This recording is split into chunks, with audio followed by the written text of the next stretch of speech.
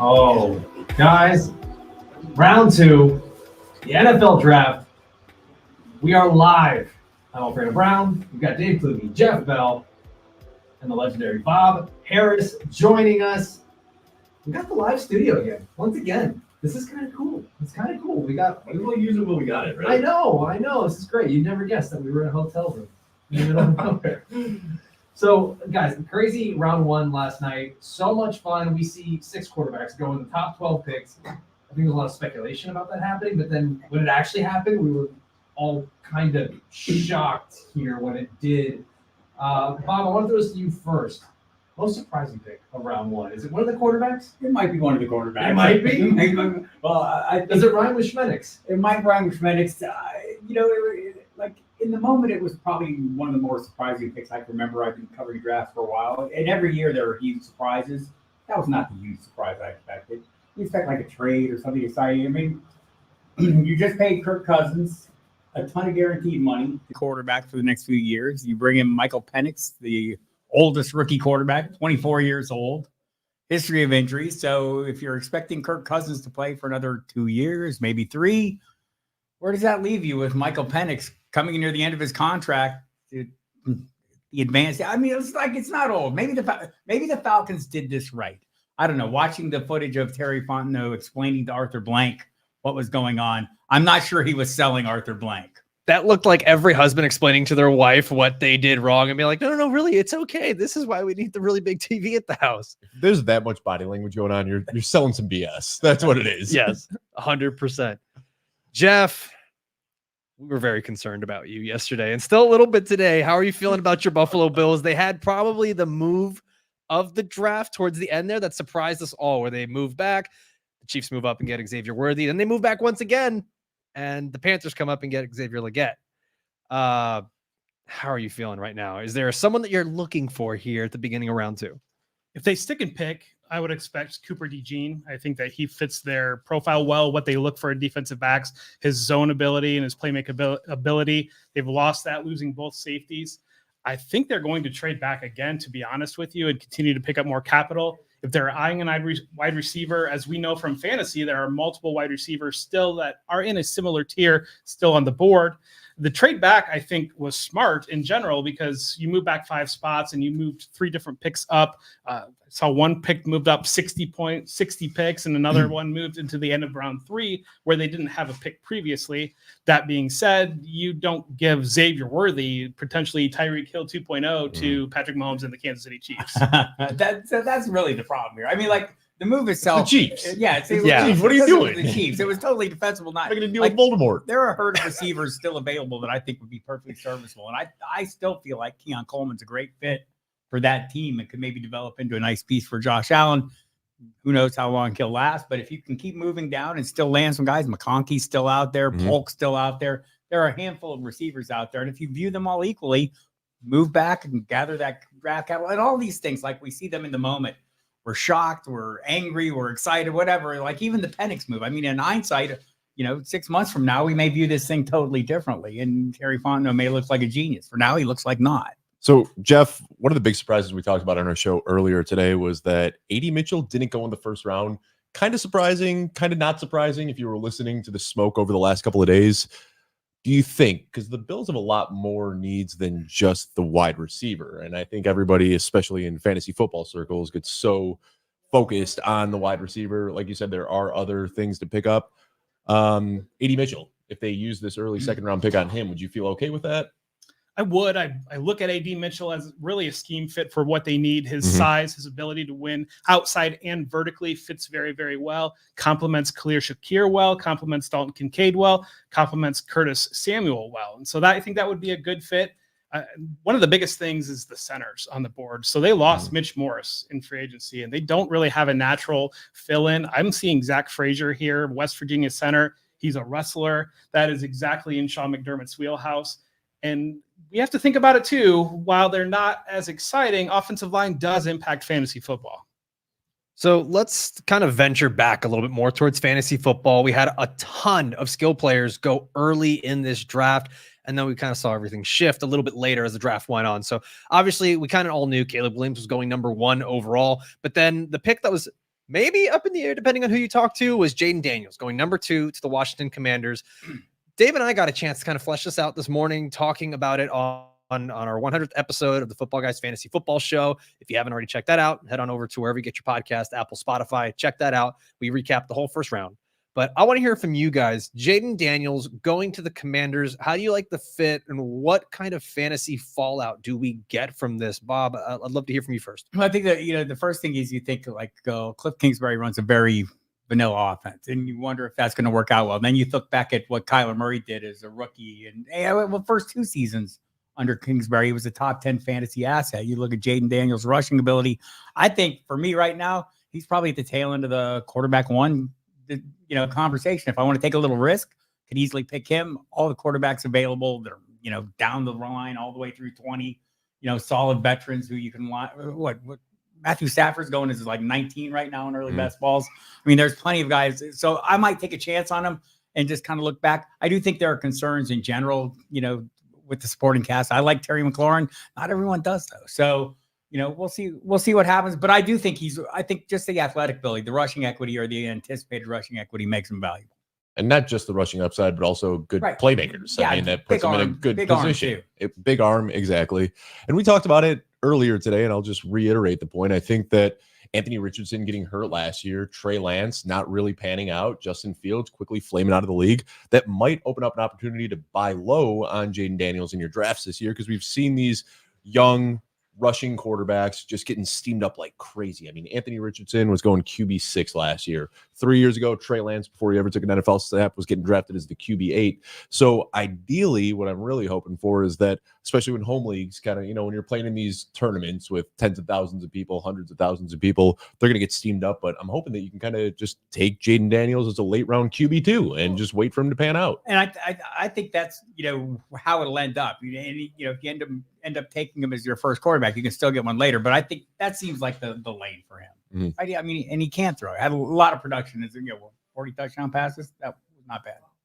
Yeah, you're not that bad when you win the Heisman. Yeah. Solid season. Solid season.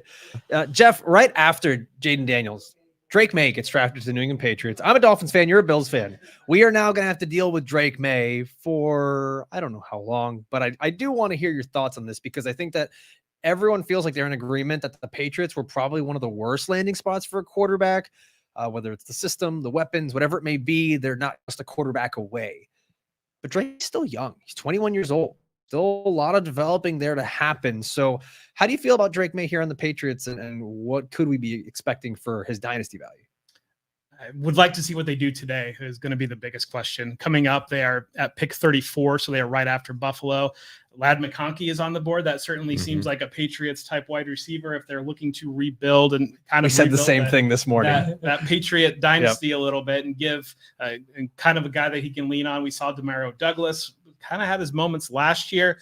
They really could use somebody that can stretch the field vertically. If they can add some weapons today that can really help Drake May, that gets you a little bit more excited. I would expect they're going to ease him in. And I really think probably the first half of the year, we're going to see Jacoby Brissett as the starting quarterback there. And that's kind of the intention, I would imagine, given the development needed on May. Now, that always doesn't take place. Sometimes we see like Josh Allen. They wanted to sit Josh Allen. They realized the Bills needed to play him. So that could be on the table. But I do think the addition of Brissett was with the intention of sitting the rookie for a little while. And I said that on this morning show. It wouldn't surprise me if we don't see Drake May play at all his rookie season. They have no reason.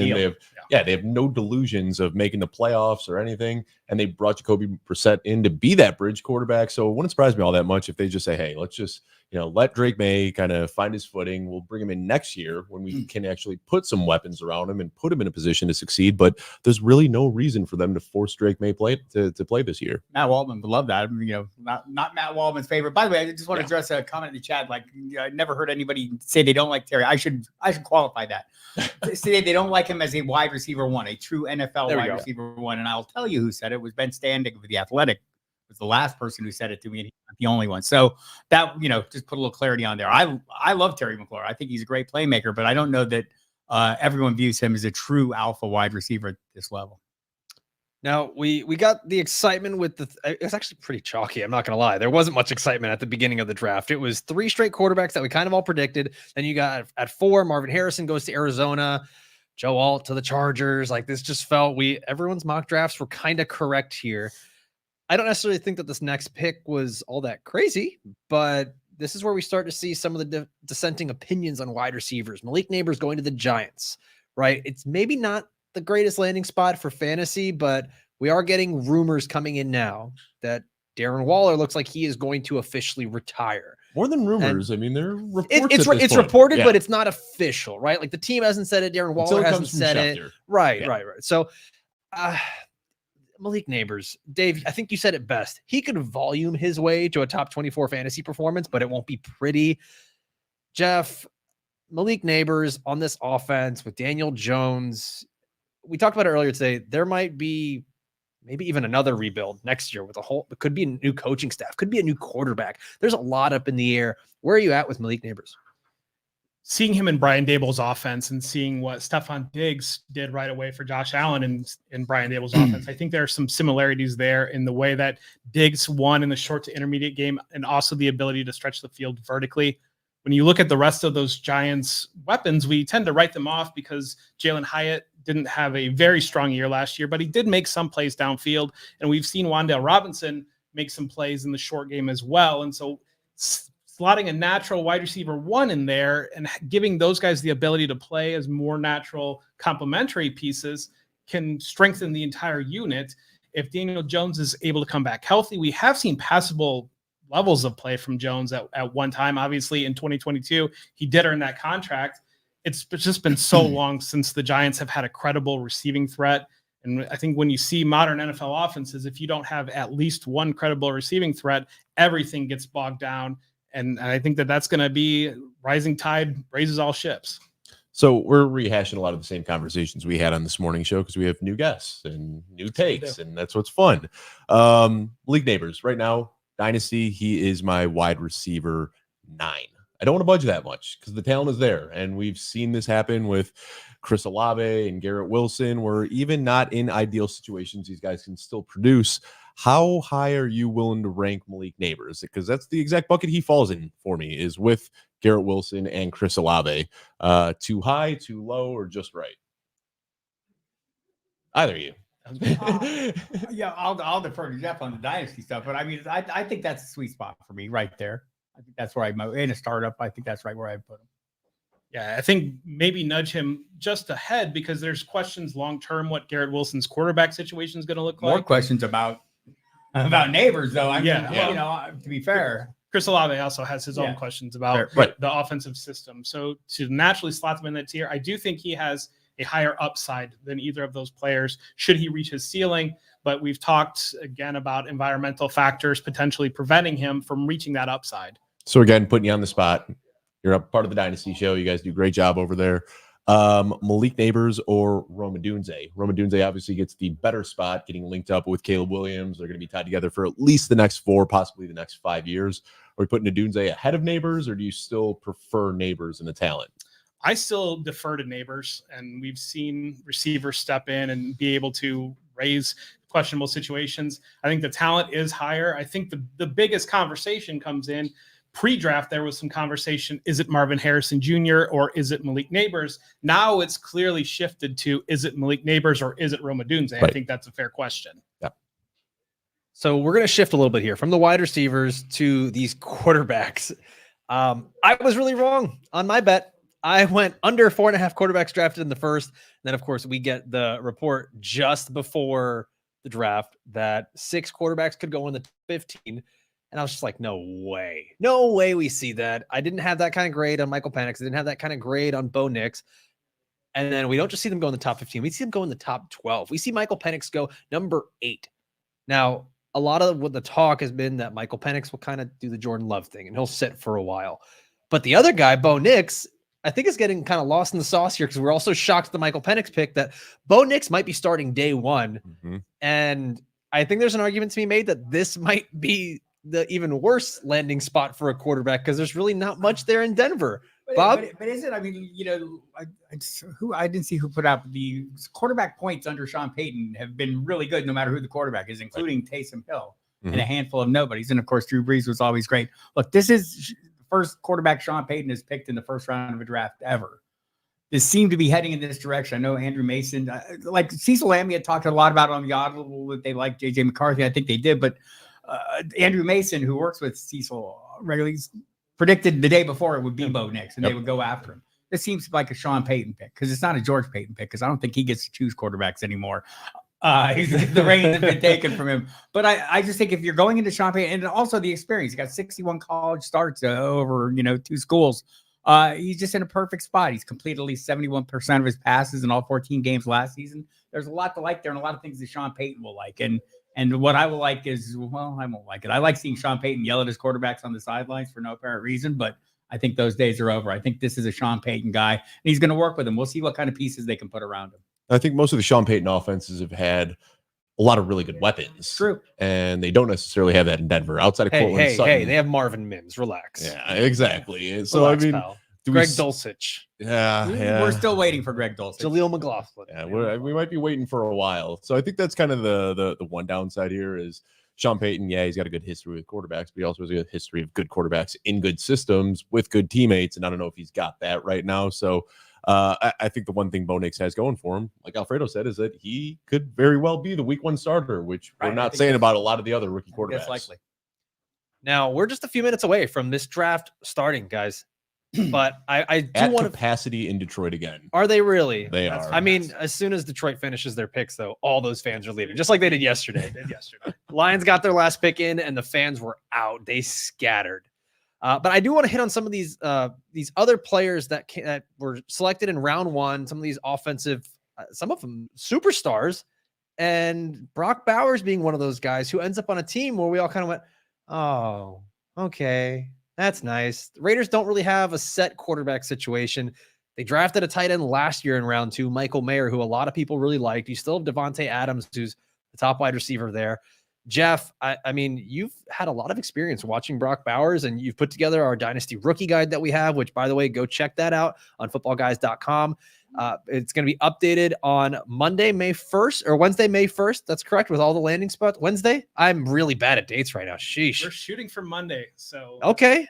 I like that. So Monday. All right. So go check out the Dynasty Rookie Guide with all of the updated landing spots. But let's talk about Brock Bowers. Been on the Raiders here. Do we kind of see the end of the rookie tight end in fantasy giving us production here in his first season because of this landing spot? I actually think it's a good landing spot in terms of when you look at what is happening with tight ends in the NFL game, when you look at the addition of Dalton Kincaid and having Dawson Knox there already, you use Dawson Knox as that inline tight end, and that allows you to break Dalton Kincaid free a little bit from the line, move him throughout formation.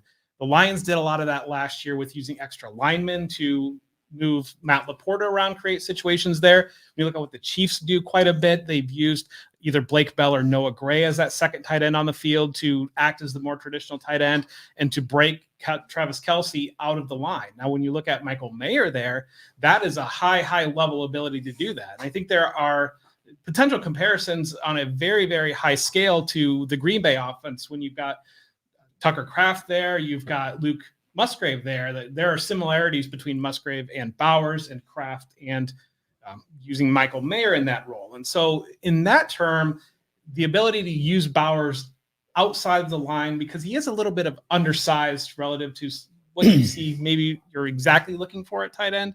So breaking him free, using him as the slot, creating ability out of the run game, out of the backfield, he does have those abilities, and I think that situation is there. But when you've got Devontae Adams demanding his share, you've got Jacoby Myers, and if you are going to involve Michael Mayer as well, yeah, I see where it gets a little bit dicey. Gather around, kids. Let me tell you a story. Back in the old days, 2011 it was, the New England Patriots. They fielded a pair of tight ends. They were super productive, 169 receptions, 17 touchdowns, or 24 touchdowns combined between them. Look, you can use 2 tight ends in the NFL, turns out. Tom Telesco said as much today. Of course, quarterback situations are different. Look, I'm not saying this is going to be the answer, but I do think what they're signaling here is they don't see, either they're going to move on from Mayer, maybe trade in the works, whatever, but they don't view Bowers as a traditional tight end, and we're going to see him used in various ways that maybe will make him even more appealing than we could imagine. So I'm hopeful, except for all the shares of Mayer I sunk in my early best balls, expecting see it. a second year, post-hype kind of rise. I don't think that's going to happen. Yeah, moment of silence for Michael Mayer. I think that's Exactly. this could be the end of him for now. But Devontae Adams isn't getting any younger. He's probably going to be out of the picture next year. Jacoby Myers is a free agent pretty soon. So there does exist a world where both of these guys can be productive.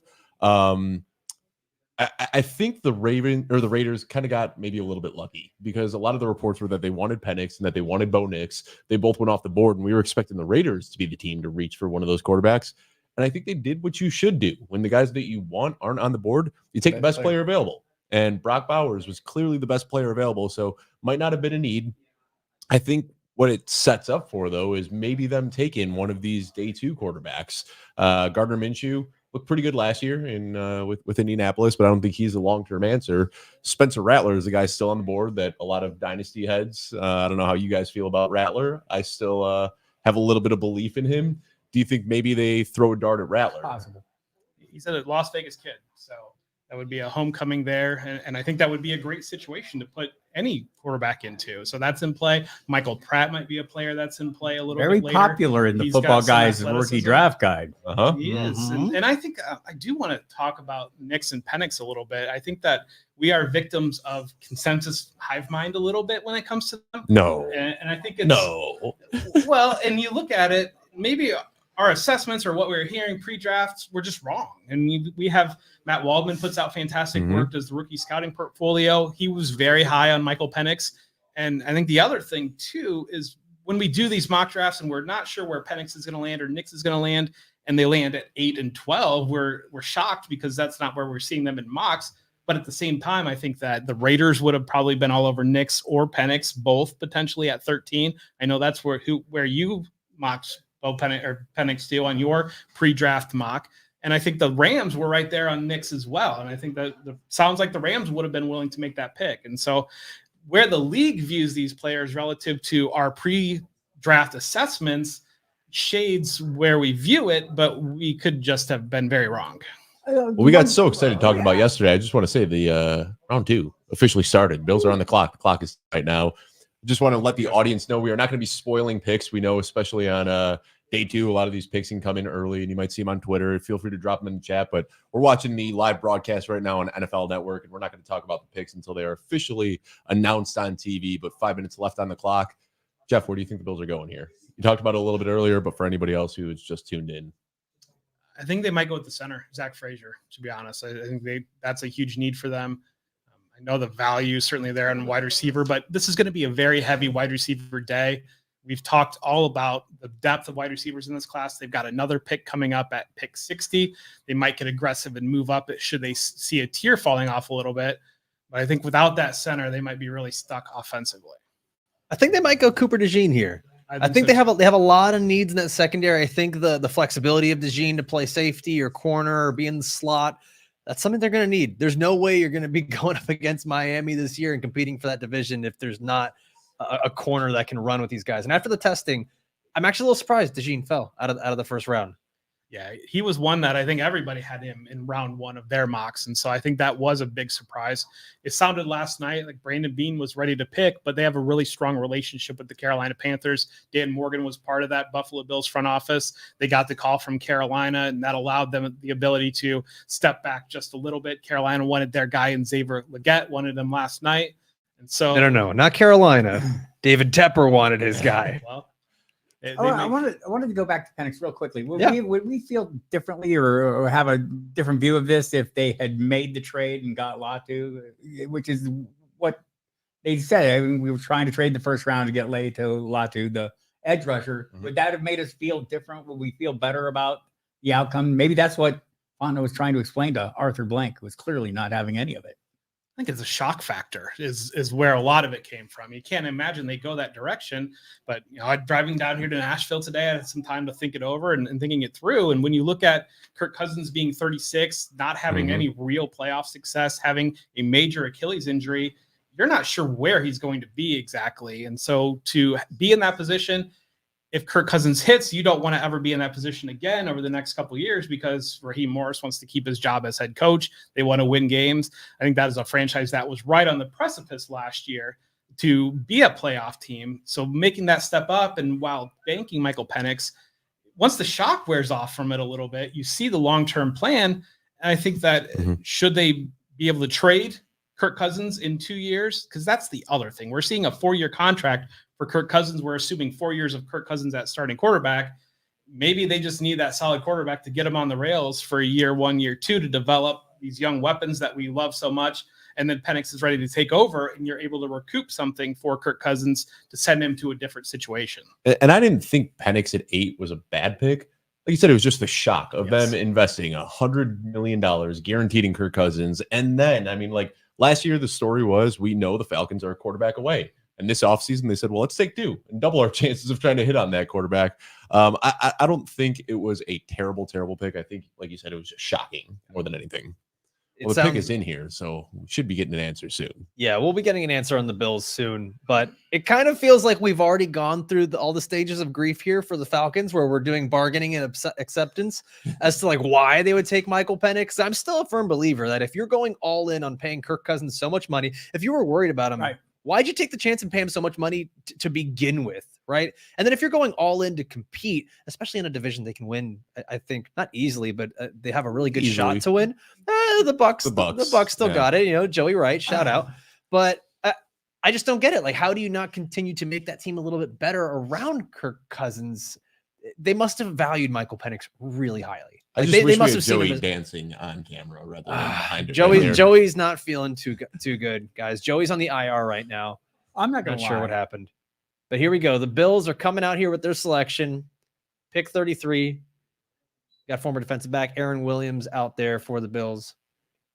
I think McConkey or A.D. Mitchell. Yeah. Chalky, but they'd be fun right here. And if not, Dalton Kincaid walks out of this post or offseason as one of the biggest winners so far. I think I'm still going to stick with DeJean. I'm not. I'm going to stick with the guy I talked about before the show started. Keon Coleman. Coleman. All right. So there we go. We got a couple wide receivers. Wide receivers that were hoping. Keon Coleman. There it is. Bob Harris. Keon Coleman. About it since last week. Looking at Albert Breed's. I was tipped, but I've been talking about it since last week. So that's a good pick. Just seemed like the fit to me. I mean, let Gabe Davis walk in free agency and then bring in Keon Coleman. Yeah, we certainly hope the upside is higher for Keon Coleman than Gabe Davis. He was a pretty limited player, but they did need that big receiver on the outside to be able to allow Shakir, to allow Kincaid, to allow Curtis Samuel to operate inside. And yeah, I mean, that's a great landing spot. I think it's a perfect fit for Keon. The thing about him was the basketball player in him, right? He's the above the rim guy, as they were talking about on the broadcast, but also he ran the 4.61, which put people off. But the GPS they were talking about the top 15 pick before the GPS times on him. What was the number? He reached a top speed of 20.36 miles an hour on the gauntlet drill, the best among receivers in this year's combine, faster than Puka Nakua's record in that drill last year. So, I mean, it just seemed like the size, everything seemed to be a good fit for me for Buffalo. So I predicted this last week, and I'm happy it came to pass. Call me crazy, but I think it's much more important if a wide receiver can run and catch a ball at a high speed than if he can just run in a straight line without a ball in his hand. I think that's kind of important, and Puka Nacua showed that last year. We talked about that a lot after the combine, that people were just writing Keon Coleman off for dead. I mean, mid-season, Keon Coleman was everybody's favorite wide receiver. He was really getting steamed up in dynasty drafts and ADP, and we were talking about him being a top 15 pick, and he's kind of fallen since, but this could end up being a steal for Buffalo. Because I've been thinking this for a little while, and I've asked local observers there about this particular player, and they weren't as keen on him either. It seemed like if you were picking that late in the first round, it seemed like that would be there. You could make the argument for Mitchell. Like, I'm not A.D. Mitchell. You know, when the next number after the 4 is a 3 on the 4th time, I get pretty enthusiastic about just about anybody. And so, but there are clearly some issues with Mitchell. So Coleman seemed like a good fit for me. Well, so fellas, here come the Chargers with a trade up to pick 34. So they are now on the clock. Another team that needs a wide receiver desperately. And I think they might have seen Keon Coleman go. Maybe Adonai Mitchell is a guy that they pair with Justin Herbert. But before we get to that, I kind of want to go back to the Keon Coleman pick. I think that's the perfect pick for the Bills, because I think you got a guy who maybe he's not the most savvy of route runners. He doesn't test well, but damn it, if he isn't good at just some backyard football, he can just go and beat dudes that are in zone coverage, man coverage, whatever it is. He can win on those 50-50 balls. And if there's a guy who I think works well with Josh Allen when those plays break down and Josh Allen can find him kind of anywhere on the field, it's Keon Coleman. And I don't think they really had that with Gabe Davis. I don't think agree. Gabe Davis was that kind of backyard ball player. He was a wind sprint guy. He was a cardio guy. So I really love this pick, Bob. I'm impressed that you knew what it was going to be. I've been advocating for this for a little while, so I feel like I was a little too invested and I wasn't going to back off. But I'm also not surprised. I just think it was a good spot. So it makes you think. Do you think the Bills just kind of had the same grade on Leggett and Coleman? I think that's exactly what it is. Yeah. I Because for think them to trade back all these guys yesterday, about the same. And yeah. if you're seeing that, just why not keep moving back? And I just think you look at the catch radius, all the things that he's like. I go back to my Sesame Street school of analysis. One of these things is not like the other, right? And Keon Coleman is different than the pieces they have. You look at the teams coming up in the second round right after the Bills and their position there. You've got a lot of young quarterbacks and a lot of poor offenses that you're looking for support for them. So yes, we have a lot of wide receivers in the tier here, but should they start to come off the board, should you have gone with Cooper DeJean or another pick like that, these receivers start ticking off the board, then you're a little bit stuck and hoping to move back up because you desperately needed that piece for your offense. They haven't had a vertical threat to Coleman's ability, a jump ball player to Coleman's ability with Josh Allen. That's really exciting because if he's able to stretch the field and utilize Allen's arm power, the guys that could operate underneath there with James Cook, with Kincaid, with Shakir, and then with the running game from Josh Allen, that opens up quite a bit for that Bills offense. I think the natural question becomes, does that pull him even or above Xavier Worthy landing with Patrick Mahomes? I think it's definitely going to be kind of a choose your flavor. Do you like chocolate, strawberry, vanilla? Like just pick a flavor of ice cream. That's what it's going to end up being. And here we go. The Los Angeles Chargers take Ladd McConkey, who kind of becomes a little bit of a Keenan Allen light maybe for Justin Herbert. We know that he's got a style of receiver that he likes. So now we've got another argument. We've got Xavier Worthy and Keon Coleman and now Ladd McConkey, Ricky Pearsall. There's a lot of these receivers who got taken late in round one or early round two. That are, how they describe that's Ladd weird. McConkey. That's I like weird. that. He's juicy. Ladd McConkey, juicy. The reporting is that he fell out of the first round because of a back issue, right? But if he's able to go, I mean, another guy where I see the 3 after the 4, and I get like pretty enthusiastic. Obviously, great playmaking threat. It seems like a decent pick for me. But it felt like, well, clearly the Chargers moved up to grab him. But this seemed like the area where there were a group of wide receivers that a lot of people liked.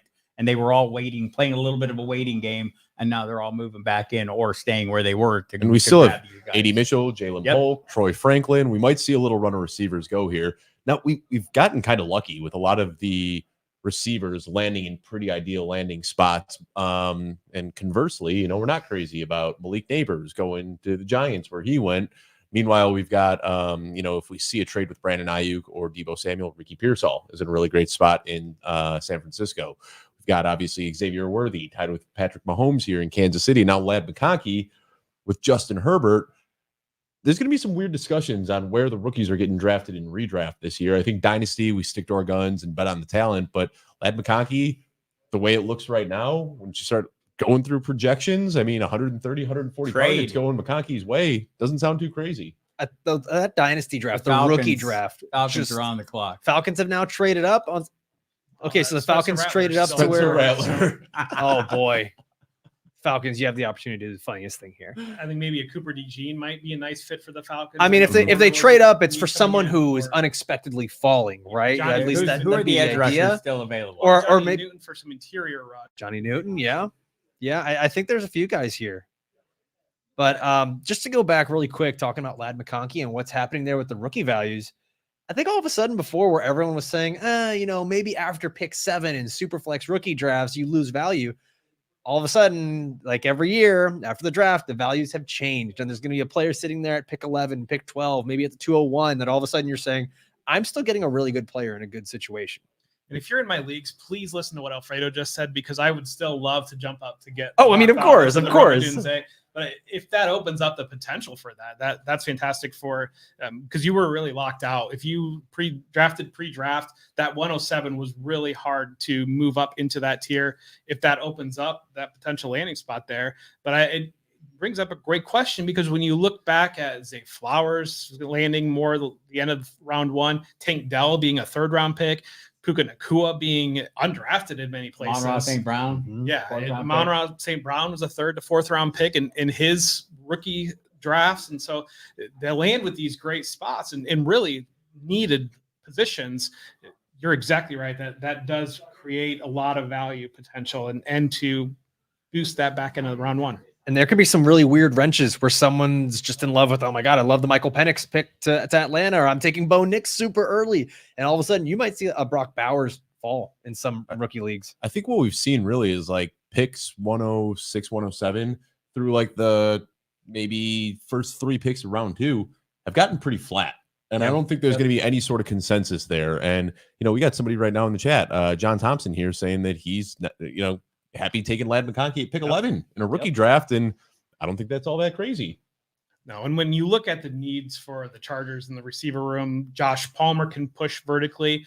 I'm still buying in a little bit on Quentin Johnson. I'm not writing him off completely, but the underneath is wide open for McConkey. But McConkey, too, gets profiled as just kind of a slot receiver. He does have the ability to win vertically. And as they're playing a power run game with Joe Alt now, with Rashawn Slater, their great, strong offensive line, that allows McConkey to break vertically a little bit more than I think maybe some other situations. Are you saying that Ladd McConkey's athleticism is a bit sneaky, Jeff? I try Scrappy to gym avoid rat type? using all the things that get used because of the package. So, But, it is crazy how similar Ladd McConkey and Ricky Pierce all are. And, we've kind of made the jokes a lot this offseason, 2 white guys that play out of the slot. And I think that people just expect them to only be able to do that. But they're both very athletic. They can both win deep. They're both sure-handed. They can do things after the catch. It's really kind of eerie how similar these 2 guys are.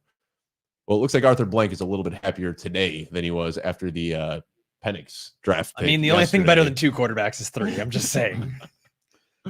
Well, I got to assume, because what the Falcons did here was they gave a 3rd round pick in exchange for, I believe it was a 6th. That's what we saw up there on the screen. So they really, really wanted to move up here. What looks like it was about 5 picks. So this Meanwhile, is the Chargers did a 3rd and 4th round swap. Yeah. So I think it Falcons was just a 3rd paid and a more 5th. to pay up. Yeah, this was quite a trade for the Falcons. So it's got to be for someone that they were desperate for. Guys, there was rumors of maybe Byron Murphy early to the Falcons. Johnny Newton. It could be Johnny Newton. It could be Cooper DeJean. I think we're probably not going to see a fantasy relevant player here, but hey, you IDP guys, what's up? Get excited. So Falcons are making their pick right now. I love that we get a nice calm over the room. Joey, you want to come in and help call this pick for us? I don't have a jacket on. No. Joey Wright's here behind the scenes. Putting stickers on people's computers and whatnot. Adonai Mitchell as they see receivers. No, Rune. Okay, Rook Ororo. Yes. Well, and he's a player that he can win outside, win inside. If you're looking to add versatility, add pass rush to that defensive line, he does have that ability. Their leading sacker last year was Calais Campbell, and I think there might be some potential physical similarities between Calais Campbell and Rook Orojo. So to add him into that mix, and I think that the importance of adding pass rush either on the edge or up the middle, we're seeing that quite a bit now with Justin Mbuke from the Ravens was a big part of that defense last year. And as offenses have shifted to get the ball out of the hands quickly, guys that are closer to the center are able to get there just a titch quicker should they make that break. Going ahead of Jazon Newton, a couple other guys there. I mean, that's Falcons clearly like them. Interesting. The Falcons are aggressive. They're Aggressive. aggressive, and they seem to be taking the guys that I don't think everyone is They're expecting. taking their at guys their clearly. I mean, picks. this is, we're sitting, we'll sit here and applaud Brad Holmes when he does it. Maybe we should be applauding Terry Fondo, except he took Penix, so we're not. I think you got to earn it. I think you got to earn it first. Because Because this seems very weird and kind of off-brand for Terry Fondo. Normally they have a surprising pick. Yeah. Well, I mean, normally we've seen the Falcons take guys that you're like, yeah, of course you take Drake London there. Of course you take Kyle Pitts. Of course you take Bijan Robinson. And now we're like, oh, okay, that's maybe 15, 20 picks earlier than I would have thought. And it's difficult too, because we see every single year GMs talk about how there were 18 first round graded players, or that cutoff at 18 to 20, that range usually. And there's not a huge difference between pick 20 and pick 60-ish, pick 45-ish. There's a little bit of a, pick your best fit in that area. And so I think that that's where it becomes difficult in mock draft situations. Sometimes you see consensus, you move with consensus, but there's just different fits for the different schemes that teams are running. It goes all different directions. Well, we got the Washington Commanders here on the clock. Guys, we've seen some wide receivers get picked here early. If you have to pick one amongst these guys here, Ladd McConkey, Keon Coleman, let's throw in some of the guys that got picked late in round one. Xavier Legette, Ricky Pearsall, because they kind of all start to blend in together. Who's the Xavier favorite? Worthy? He's kind of in that bunch as well, or do you think he is I'd pulled apart? Let's throw him in. Let's just throw him in for the sake of content here, right? Is there one that stands out to you that says, like, I would Xavier really prefer him? Well, okay, well, thanks, Dave. Thanks for your contributions. Jeff, are you going with your Bill? Are you going with Keon Coleman? Or is there a guy here who maybe stands out to you that can really produce in year one? I get accused of homerism quite a bit because I'm an Ohio State Buckeye fan, and they tend to produce good players. And when I say they're good, then I get accused of homerism. And so I'm looking at the Bills here and saying, well, you've got Josh Allen. You've got arguably the best, so you're going to be a homer? Fantasy option there. It's very tempting to go with the homer pick. I think that depending on your format, if I were in a pure PPR format, a full PPR format, Ladd McConkey gets really interesting really fast in that type of format. If it's a little bit more of a blended on first downs or on half PPR, that's where Coleman, I think, edges just slightly ahead. In a vacuum, I probably would like Legette, but we don't play football in a vacuum. We play it with quarterbacks and things that matter. And for me, I'm going to take the year with Jeff. I'm going to go Coleman.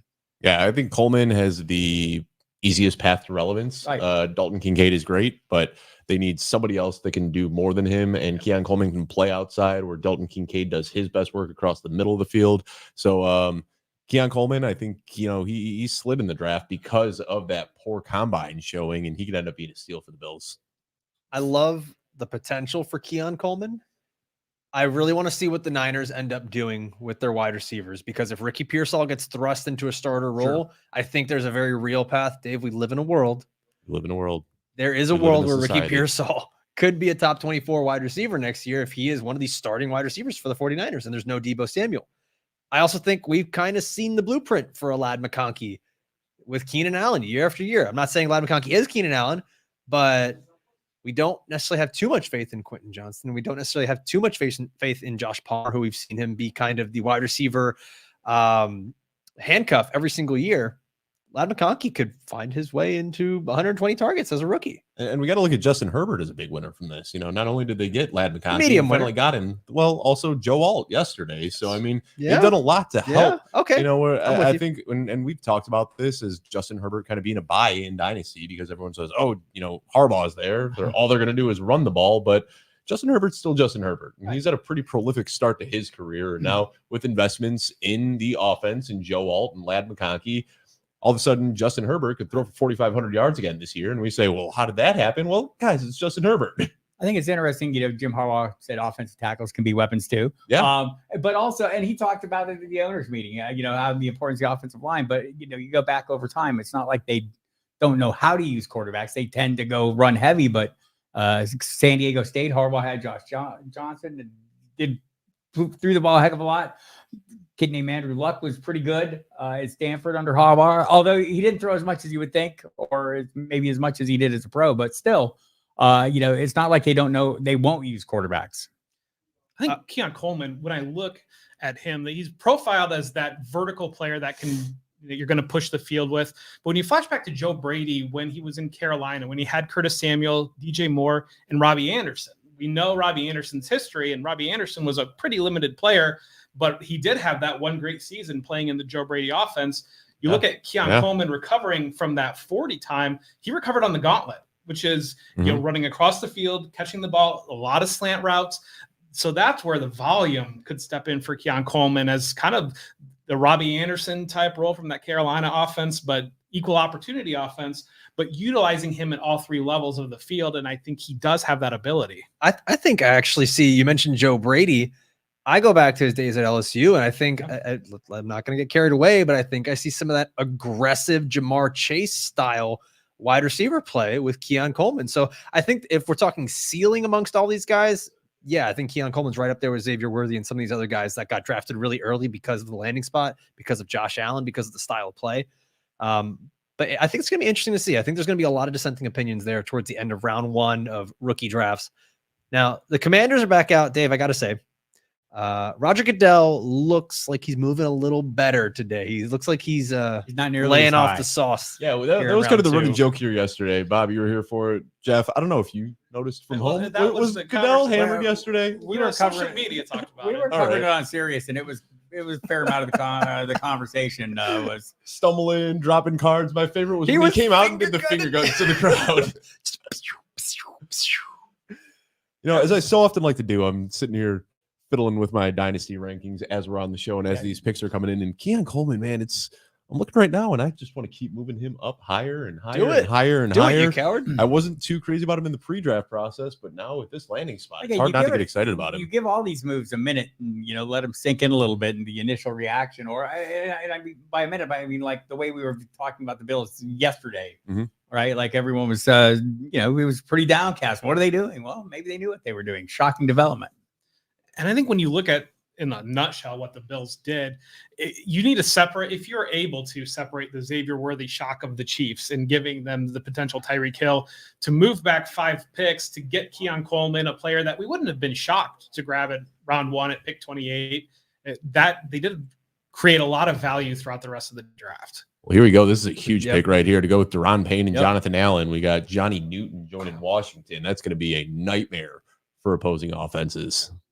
Yeah, the Commanders here, they've gotten quite a bit better. This should be Atlanta's pick myself. Kind of surprising. So, when you look at trying to win your Division II, you're looking at trying to beat the Eagles, who just saw Jason Kelce retire, and you're trying to beat the Cowboys, who have weakness on their interior offensive line. And so to bring Newton in there to be able to disrupt and create that up the middle pass rush that we talked about earlier, and in free agency, when you look at what they did, bringing in Bobby Wagner, bringing in some of the veterans that they added to up that level of play across the board. Because one of the biggest things, we talk a lot about free agency and the comp pick formula, because it's fun to get free draft picks, but it's also fun to get starting football players when you are the team that had the second worst record in the league. This is interesting to me, though. Johnny Newton falling like this. We did see first rounder. We did see a lot of not even just a first rounder. I mean, a lot of draft pundits had him really high, talking about possibly being the first defensive tackle off the board, maybe going top 15, top 20. So to see some of these guys, and this happens every year, right? Like we always see players that probably should have gone top 20, or at least we thought they would go top 20, go in the second round, and it's for a reason. But Dave, I mean, looking at this, Daron Payne, Jonathan Allen, Johnny Newton, Bobby Wagner, the defense might seem a little old to some people, but the defense is going to be pretty good. They're going to be able to hold their own. And I think everything's getting set up here for Jaden Daniels to just kind of step in and win some ball games early. Especially that front three. That's going to be, like I said, just a nightmare for defenses. Now, the Patriots traded back, so they're on the clock here. And we knew they needed a wide receiver. I mean, we talked about it ad nauseum this morning, how bad the receiver room was in New England. And then all the receivers just went off the board. So you got to wonder here, is Troy Franklin in play? Do we finally maybe see EDGE Mitchell go off the board? I think it might be Troy. They go wide receiver, but who knows? Wide receiver. I think we all really want more wide receivers to keep going off the board. Every time there's a pick, we're like, do you think it's a wide receiver? You think it's a wide receiver? Class. There's teams with needs. The Patriots, big of need as anybody, like Matt Harmon was talking about with me last week, when Kendrick Bourne is the primary receiver in your offense coming off a torn ACL. That says a lot about your receivers room. All right, well, here we go. Jaylen Polk, another wide receiver out of Washington. And EDGE Mitchell continues to slide. Wow.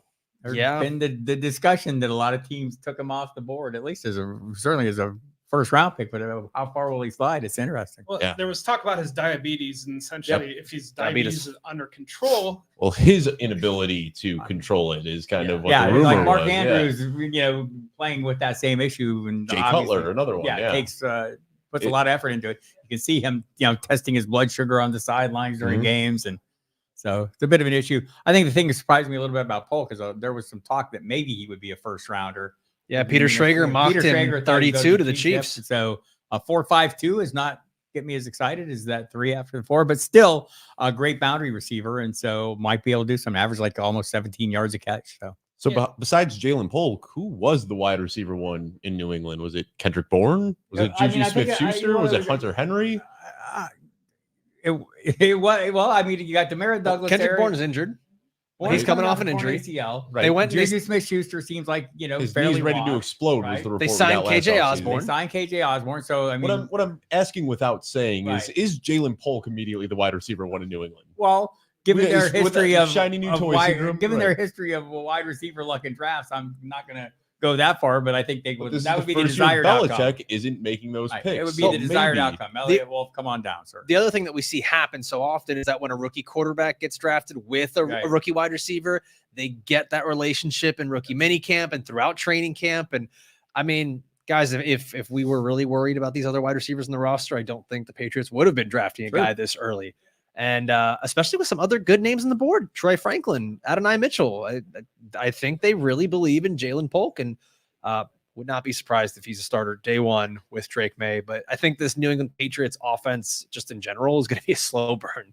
It's going to take a little while. This is not a team that's ready to compete week one. I think there's similarities when you look at the Giants offense before they added Malik Nabers, that maybe Polk is that Polk is a little bit more versatile than Jalen Hyatt is, but then you have Pop Douglas, some similarities there with Wan'Dale Robinson. It's a receiver room that is adding talent, but really needs that number one. And I think that if you're the Patriots and you are looking at yourself having a little bit of a longer build, when you look at the draft ahead, the 25 draft, it's loaded with wide receiver at the top. Luther Burden from Missouri is very good. Tatora McMillan from Arizona is very, very good. There's Evan Stewart from Oregon. So when you're kind of scouting ahead and you're willing to play that longer game and you're looking about where the value might lie next year, to be able to slot some of these guys into a more natural position. Something we haven't talked about at all yesterday, this morning, today. We haven't talked about a single running back yet. And we know that the Cowboys are pretty desperate after losing Tony Pollard. They're bringing Zeke back and courting him, talking about possibly getting back with your ex, which we all know is it always works out, right? Who doesn't love getting back with their ex? But do they stay put and just hope that Jonathan Brooks falls to him, or do you think that maybe we see them try to move up? You know, we've been that seems to be the smoke that we've been hearing for months, is that they want Jonathan Brooks. Do you think they end up trying to make a move sometime soon here, or just hope that he falls to him at 47? They talked a little bit about him today. I would much rather see him take Trey Benson, but I would like someone who can contribute immediately, maybe forestall the need to sign Zeke Elliott. But I right think now, Brooks is scheduled to be ready for training camp. yes, but we see players have various timelines coming off that. It was a November ACL, and sometimes it works out better than others. I mean, and like I misspoke. It wasn't 47. It's 56. So they got to hope he falls quite a bit. right. If they want him to fall. But he might, and I guess that's the thing for me is like, like maybe he'll be perfectly fine. Giants at 47. It's been kind of a mixed bag, right? For guys coming off ACLs, and I don't, I haven't really seen if his was clean or more convoluted. Reportedly clean. Right. So, I mean, if that's the case, it's, he should be on track. But does that mean he's ready for a full workload coming out of the chute? Maybe not. And maybe we don't care in best ball when we can draft him and have him run down Late in the stretch. year when you want him. Right. Exactly. So, I'm okay with it. I would just rather see someone who can contribute immediately and have a clear path to immediate workload. And because I'm greedy and I like my fantasy stuff. No, I'm not a doctor, nor do I pretend to be, but I defer to doctors in situations like this. And what they tell me all the time is that the two things that work positively for guys to bounce back from ACLs are athleticism and age. And right now, Jonathan Brooks has both of those in his favor. So one thing that you all totally bounce back from is not having a torn ACL. that helps. That certainly helps. It usually helps. I think the earliest we might see a running back go here is pick 47 to the Giants. And even then, I don't think that's a lock either. But It's very Dable also possible. loves Devin Singletary, and we might just have to swallow that medicine and get another season of Devin Singletary. Let's take a look at it then, because then after that, you've got Jaguars, Bengals, Eagles, Steelers, Rams, Eagles again, Browns, Dolphins, Cowboys at 56 might just be able to sit there and get the first running back in the draft. Perhaps. We saw it yesterday. We thought teams were going to keep moving up for players, and then they didn't. We're like, oh, cool. They got their guy where they just sat. Even the Jaguars got to trade back and still get their guy with Brian Thomas. So we might see a little bit more of that here in round 2.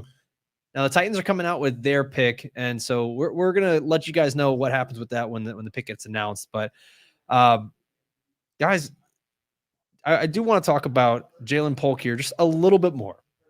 Is this a player that we think we're willing to draft somewhere on that fringe of round 1 in rookie drafts? Or is this kind of like we're going to keep him solidly in round 2? Bad situation. We're not necessarily believers in the talent all the way. All that. All of it. I agree with what Bob said. I know we shouldn't because, somebody's going to call us lazy for saying it, but the Patriots are just so bad at drafting wide receivers. Right. And prove me wrong. It is a new regime, and Elliott Wolf is a different guy, but nonetheless, I mean, all that aside, are the circumstances ideal for him to make an immediate rise? I mean, and he might well be capable of it, but I don't know if I'm really all bought in on the quarterback. Although we've seen people fare reasonably well with Jacoby Brissett in the past. I can think of Amari Cooper in 2022. Put up really good numbers with Brissett as his quarterback most of the season. So maybe I'm overplaying my concerns just about a lackluster offense, but it seems like it's going to be dink and duck with Alex Van Pelt and whoever the quarterback of choice is. Well, the Titans, they brought their playmakers in free agency with Calvin Ridley and Tony Pollard. Now they're beefing up the trenches here in the draft. Gotta like what they're doing here. Tavondre Sweat, the defensive tackle out of Texas, over 360 Very pounds, and that's after a diet. You pair that with Jeff Simmons and what they've got going on that defensive front. The Titans are acting like a team in this offseason that is ready to compete. They want to try to compete for that division. They think they can win with Will Levis, and they're putting pieces on that offense and defense to just go out and try to win games. They don't seem to think that they are in a rebuilding mode at all. Yeah, and Brian Count stepping in as the first-time head coach coming from that Cincinnati situation, having DJ Reader play such a huge role in that Bengals defense in the middle of the interior line. Tavondre Sweat was really the only defensive tackle in the draft that has the upside, that profiles as that big interior player who is able to also generate some pass rush from the inside.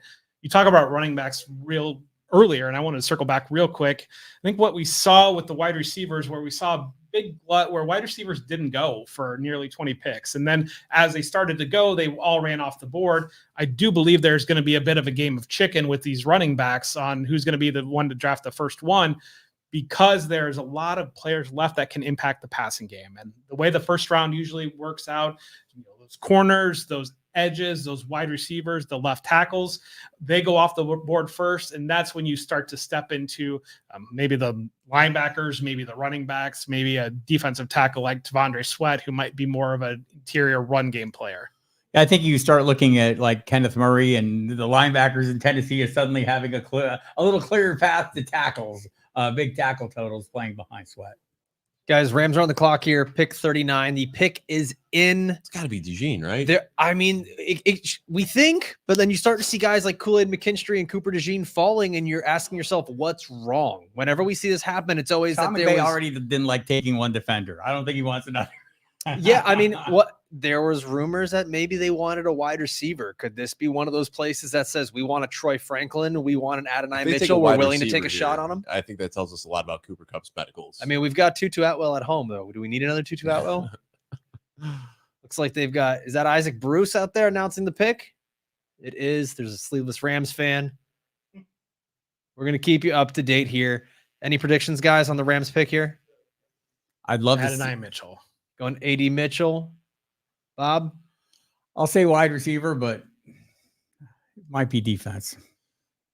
Yeah, I said Cooper DeJean, but there it is. Braden, defender, I thought, though. Got some big shoes to fill. Braden Fiske, who it's definitely a need. Looked absolutely phenomenal in the NFL Combine. I think a lot of people who maybe had not seen him or heard of him were pretty astounded by how good he looked. He really set himself apart in a lot of those drills. And Dave, like you said, big shoes to fill with Aaron Donald retiring. Eagles just traded up. Okay, Eagles have just traded up now into the Washington pick at 40. Yep. Actually, if I recall, we had Johnny Newton mocked to the Rams in round 1. Was it Newton? It was one of those guys. It was Murphy or Newton. Tackles, yeah. Going. Oh, yeah, it was Byron Murphy we had going to him. So this is definitely a need for him. We knew this was coming.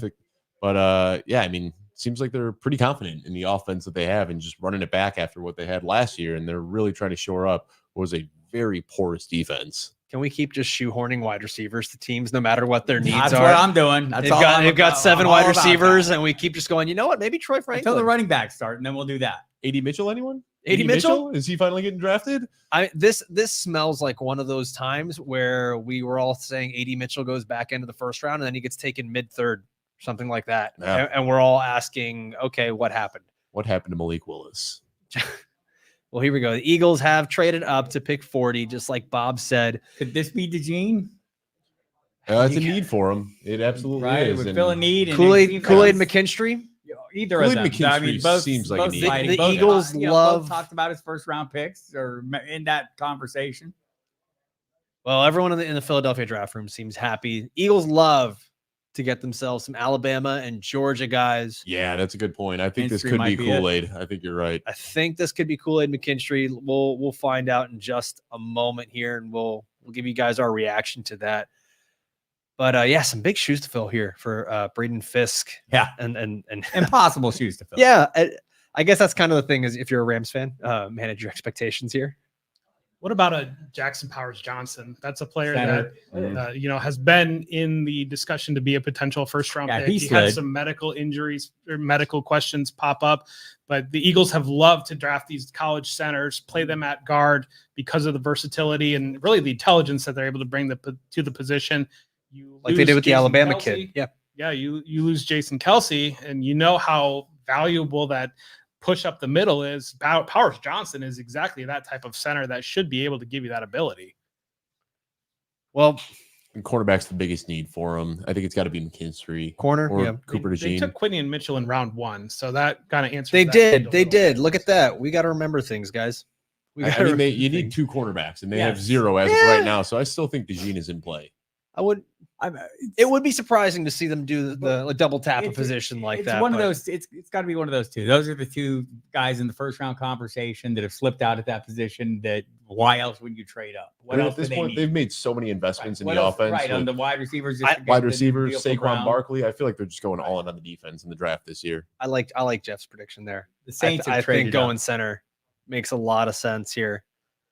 The Saints have traded up. Also, now. some big shoes to fill with Jason Kelce retiring. Yeah. Yeah. So you said the Saints have now traded up. Is that going to be at Saints are now 41? 41. All right. We're seeing a lot of moves here in the second round. Almost, it feels like every other pick is getting traded for after we didn't see any of that in round 1, guys. So Philly's coming in here, pick 40. We're going to let you guys know when that comes in. But we were talking about running backs a little bit earlier. And we were talking about where the first running back could go. But we didn't quite talk about who we think the first running back might be. Bob, you said you'd hope it would be Trey Benson. I kind of do. Is there a sweet spot that you want to see him go to? I would like to see him go to Dallas and forestall the need to land. And I guess, we keep projecting. I feel like I've spent an entire lifetime projecting running backs to Dallas, and sometimes it comes true. But also, glad they got some offensive line help. I think that's the key there. Will they have the blocking we expect? But I do think that's like one of the ideal landing spots. I think the Chargers are a good landing spot for running back. I know everyone's expecting Jim Harbaugh to get the band back together, so everyone's seeing, Corum will be it, right? So we'll see about that. There are other good destinations as well. I think the Giants might be a reasonable destination. I mean, Devin Singletary, God bless him. Telling you, Dayball, man. Dayball really likes Devin Singletary. It's That's true. my fear. No, I mean, but still need a team that maybe to think about as having a need is the Arizona Cardinals. At some point, even though I'll keep drafting him until he disappears from the scene, James Conner is getting up there a little bit. That's been one of my favorite Benson landing spots, Arizona. When you look at coming from Cleveland for Drew Petzing and having the physical back and Nick Chubb, I think there are some similarities potentially to what Benson could add to that offense. And having that powerful runner inside creates opportunities for Kyler Murray to break it off tackle. They are really slow rolling this broadcast here. The pick has been in for Philly for quite a while now, and I think they're down to the final 2 minutes for the Saints being on the clock with 41, and we still haven't gotten the announcement for Philly. Yeah, it looks like here the Eagles and Commanders swapped a second and third round pick so that the Eagles could move up to this one. And we'll see what they're going with here. Jeff, we were just talking about running backs. I know that the Dynasty Rookie Guide has Jaylen Wright ranked pretty high. Is this a guy that you think ends up going in day 2 here? Should he be a day 2 prospect that's getting drafted? Absolutely. I believe he will go. He does have the athleticism to land there. You talk about some of these teams coming up that do need running backs. And I talked about once they start going off the board, we could see a real trickle effect of a lot of them moving at the same time. Blake Corum could be in there. Braylon Allen might be as well. Maybe an Audric Estime. I think that you're going to see the rapid fire them start to move off. I'm not entirely sure it's going to be a second round area. I think that when you look at the beginning of the third round or moving into the third round might be a little bit more attractive to start taking those backs because of the depth. And it really kind of comes down to which back you like. Marshawn Lloyd, I think, is another back to be right in that conversation. And really when it comes to fantasy, we're just hoping for landing spots on these backs because we've seen how much that absolutely matters for running backs, the situation, the opportunity. We had a Devin Achane landing in Miami last year, a perfect landing spot in day 2 there.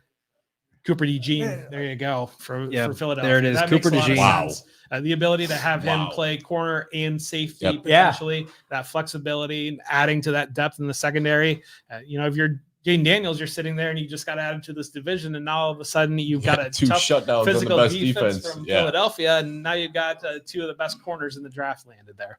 The Eagles just seem to do it every year. Every year they end up with a guy that we're all like, oh, he should have gone a lot earlier, and he just falls right into their laps. This is what happens. Like, good players fall to good teams, and bad teams panic and reach for players when they don't need to. And this is what Philly, like, they just lay out the blueprint in the draft every single year. You just sit back and let the guys fall into your lap, and that's exactly what they're doing again this season.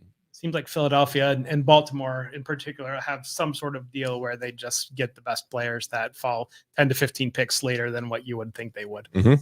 Absolutely. So Philadelphia, they have invested a lot into this defense. They have locked in their wide receivers with some contracts. I know that they lost Jason Kelsey. They're making some moves in and out here. Are they still going to be considered one of those teams that's competing for the Super Bowl this year? Do we have them as NFC favorites maybe this year, or is that still the San Francisco 49ers? Yeah, I think if this wouldn't even be a question if Jalen Hurts was healthy last year. I think the only reason it is a question is because he played the second half of the season on what was a clear knee injury that he was just in denial about and kept saying, "No, I'm fine," as he's limping around in a knee brace. I think the Eagles are absolutely a contender. Now, we did see that the Saints traded up here to pick 41. Fellas, what do we think that the Saints are going to do here? Well, I think everybody's going to take a wide receiver because I would like. Adonai Mitchell's still on the they board. They have a lot of needs though. They need do. help in the secondary. They've worked on the offensive line already, so it could go anyway. Some of these teams need so much help at so many spots that. I'm going to continue wish casting that it's going to be offensive skill players that can turn into a thing, but will they turn into a thing in Clint Kubiak's offense with their car as the trigger man? I don't know. So, look who's announcing the pick. It's Taysom Hill. Kool-Aid He McKinstry. can literally do anything. Yeah, he can. Kool-Aid McKinstry is still sitting on the board. he could be a male model. I'm just saying. And you know what? Also I Millen. think that makes sense for the trade because if they kind of knew or figured Philly's probably going to go DB here, we need to move up and go get our guy. So let's see. Taysom Hill is out here. He's announcing the pick. We'll let you guys know what it is. And it is cornerback Kool-Aid McKinstry. So, it makes sense. They're moving up because they know that Philly is getting a defensive 2 guys back as we well. both expected to go in the first round. In Cooper DeJean and Kool-Aid McKinstry. I mean, these are steals right here for Philadelphia and New Orleans. Yeah, Saints, man. Good job here. It's hard to go wrong with an Alabama cornerback. Saints have had a very good draft so far. Very good draft. They get the offensive tackle in the first round. Was that Fatanu or was it Fuaga? Yeah, Fuaga. Okay, so they get Fuaga, they get McKinstry, 2 guys that were constantly being mocked in the top 20. Mm-hmm. So I know that we all have feelings about Derek Carr. We have feelings about Derek Carr. We have feelings about Alvin Kamara getting a little bit older. Michael Thomas, is he still? He's not there. So that's right. I'll pose a similar question that I did about the Eagles. Are the Saints contenders? Because now all of a sudden contenders for their division, Everyone right? in Because that division is a contender. that's the thing, right? It's because the Bucks win it last year. The Falcons are looking better this year with Kirk Cousins. Are the Saints even in that league? This is a good draft for them. I would like to think we get a rebound from Alvin Kamara after one of his worst seasons as a pro. I'd love to see it. I don't know that we will. We don't often see running backs bounce back at age 28. But here's the thing, though. Like there may have been some reasons. Obviously, he missed 3 games, and I don't think that was the full reason for his setbacks. But they had issues all across the offensive line. They've upgraded there. Clint Kubiak comes in. He's going to lean heavily on the run in that Kubiak style offense that his father brought to the league. So I at least have some hope. And nobody has the feelings for Derek Carr. Well, maybe David Carr more than. So we know CJ Stroud is in there pounding the table for a wide receiver right now, right? Probably. He just wants all the wide receivers. He was upset yesterday saying, "Oh man, I wish we got Ricky Pearsall." You can't have everyone. You've got Ricky Pearsall at home. Come on. So the Texans do have the pick in. Looks like D'Amico Ryans is making the call to whoever the prospect is. We'll let you know who that is in just a moment. But I just do love that we have someone here on YouTube, Funky Bird 522. That is one of us, just like us, almost on every pick. I believe this team will take wide receiver Adonai Mitchell. Every other team. You know what? I get it. We all want it. We all want nice things. Shiny new fantasy football toys. For the Texans, the linebacker is not off the board yet. And, DeMeco Ryans being a linebacker himself, You think an Edge Cooper? Relied on some older players last year at the middle linebacker position. So a Junior Colson or an Edgerrin Cooper are both sitting there potentially. Interesting. Bob, any thoughts here on who it might be? Never mind. We've already got it. Too late. Kamari Lassiter. Wow. Corner run. How about that? Again, a need. It was not an unwise pick. Yeah, high-level athlete from Georgia. Lassiter was productive at Georgia. So to come in there and he can be an immediate starter. We've seen that Georgia defense again and again produce players that are able to make impacts. Stingley was quietly one of the best quarterbacks in the league last year. So getting another potential shutdown corner opposite the field from him. I mean, the Texans, you want to talk about are the Saints a contender? I think we should be having that question about Houston much more seriously than New Orleans. This team is legit. Oh, yeah. And so the Texans, we're looking at AFC, right? We got Chiefs. The Bills, are they still there? Sorry, Jeff. Yes, the Bills are a contender as long as Josh Allen is. I was saying sorry to you. I was asking matter. you. I knew you were. As long as Josh Allen's there. Houston Texans are now in the running for the AFC. Miami Dolphins. Are we including the Cincinnati Bengals in that? Yeah, of course. If you got the quarterback, Baltimore Ravens, Cleveland as well.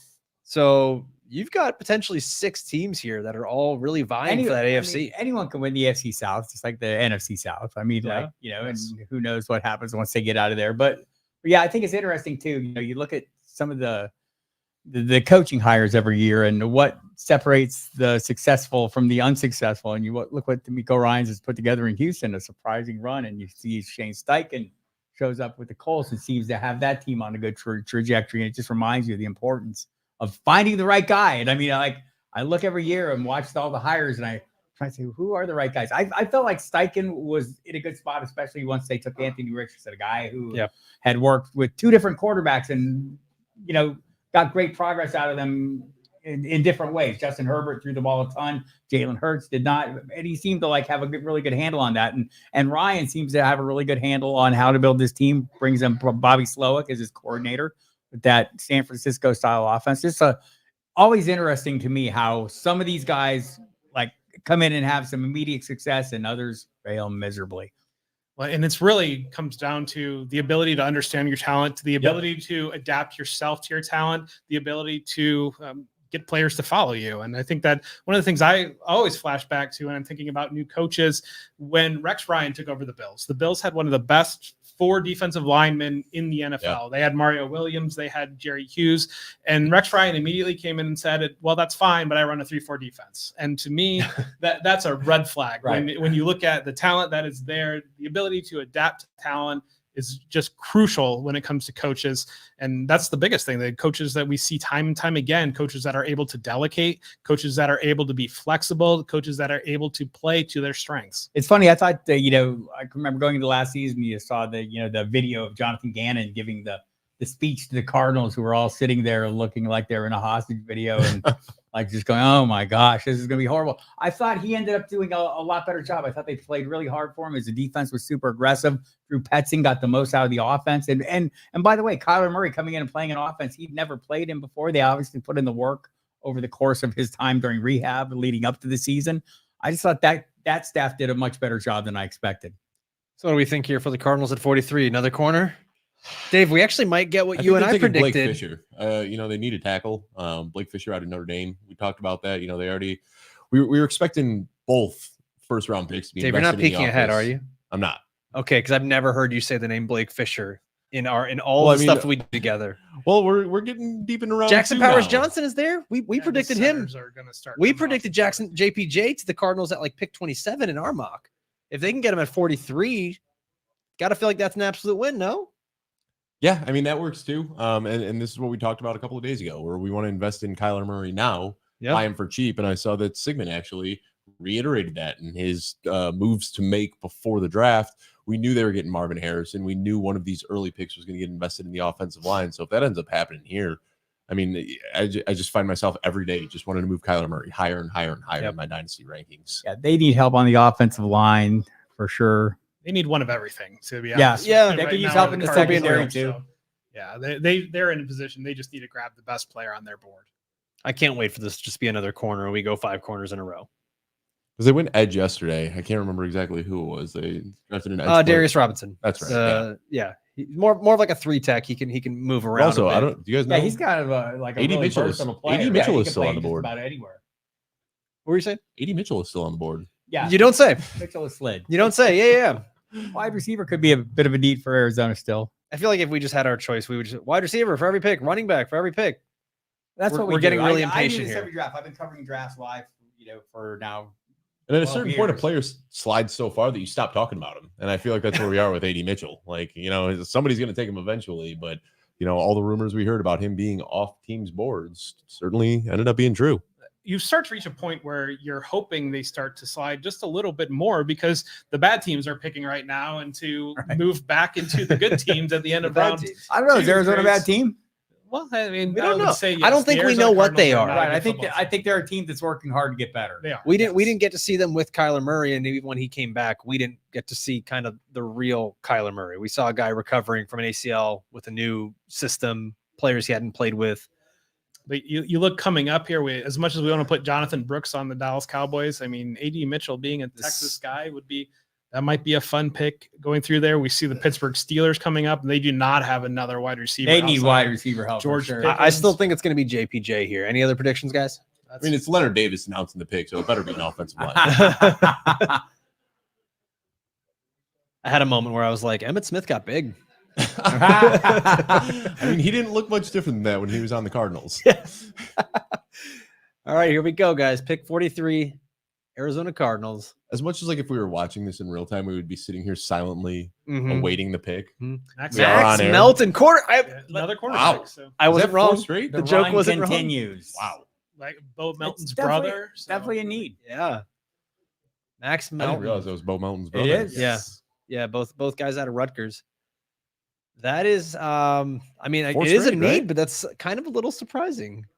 I think Bo Melton probably made his brother some money in this draft with the way that he was able to come on towards Yeah. the end of last year.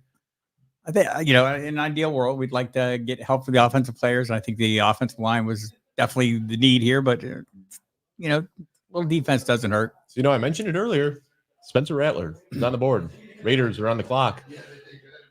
I don't think they go. You need to play the game out between who else is looking to grab a quarterback. I mean, maybe the Giants. You just got to let it roll a little bit at this point, I believe. And I don't know that Rattler is that value, but at the same time, I guess we were wrong in round 1. Those quarterbacks were that value. So if you do believe in Rattler as being that potential quarterback, you don't really mess around. It's like kind of the Tom Brady argument on, well, if the Patriots knew Tom Brady was going to be good, he wouldn't have gone in round 6.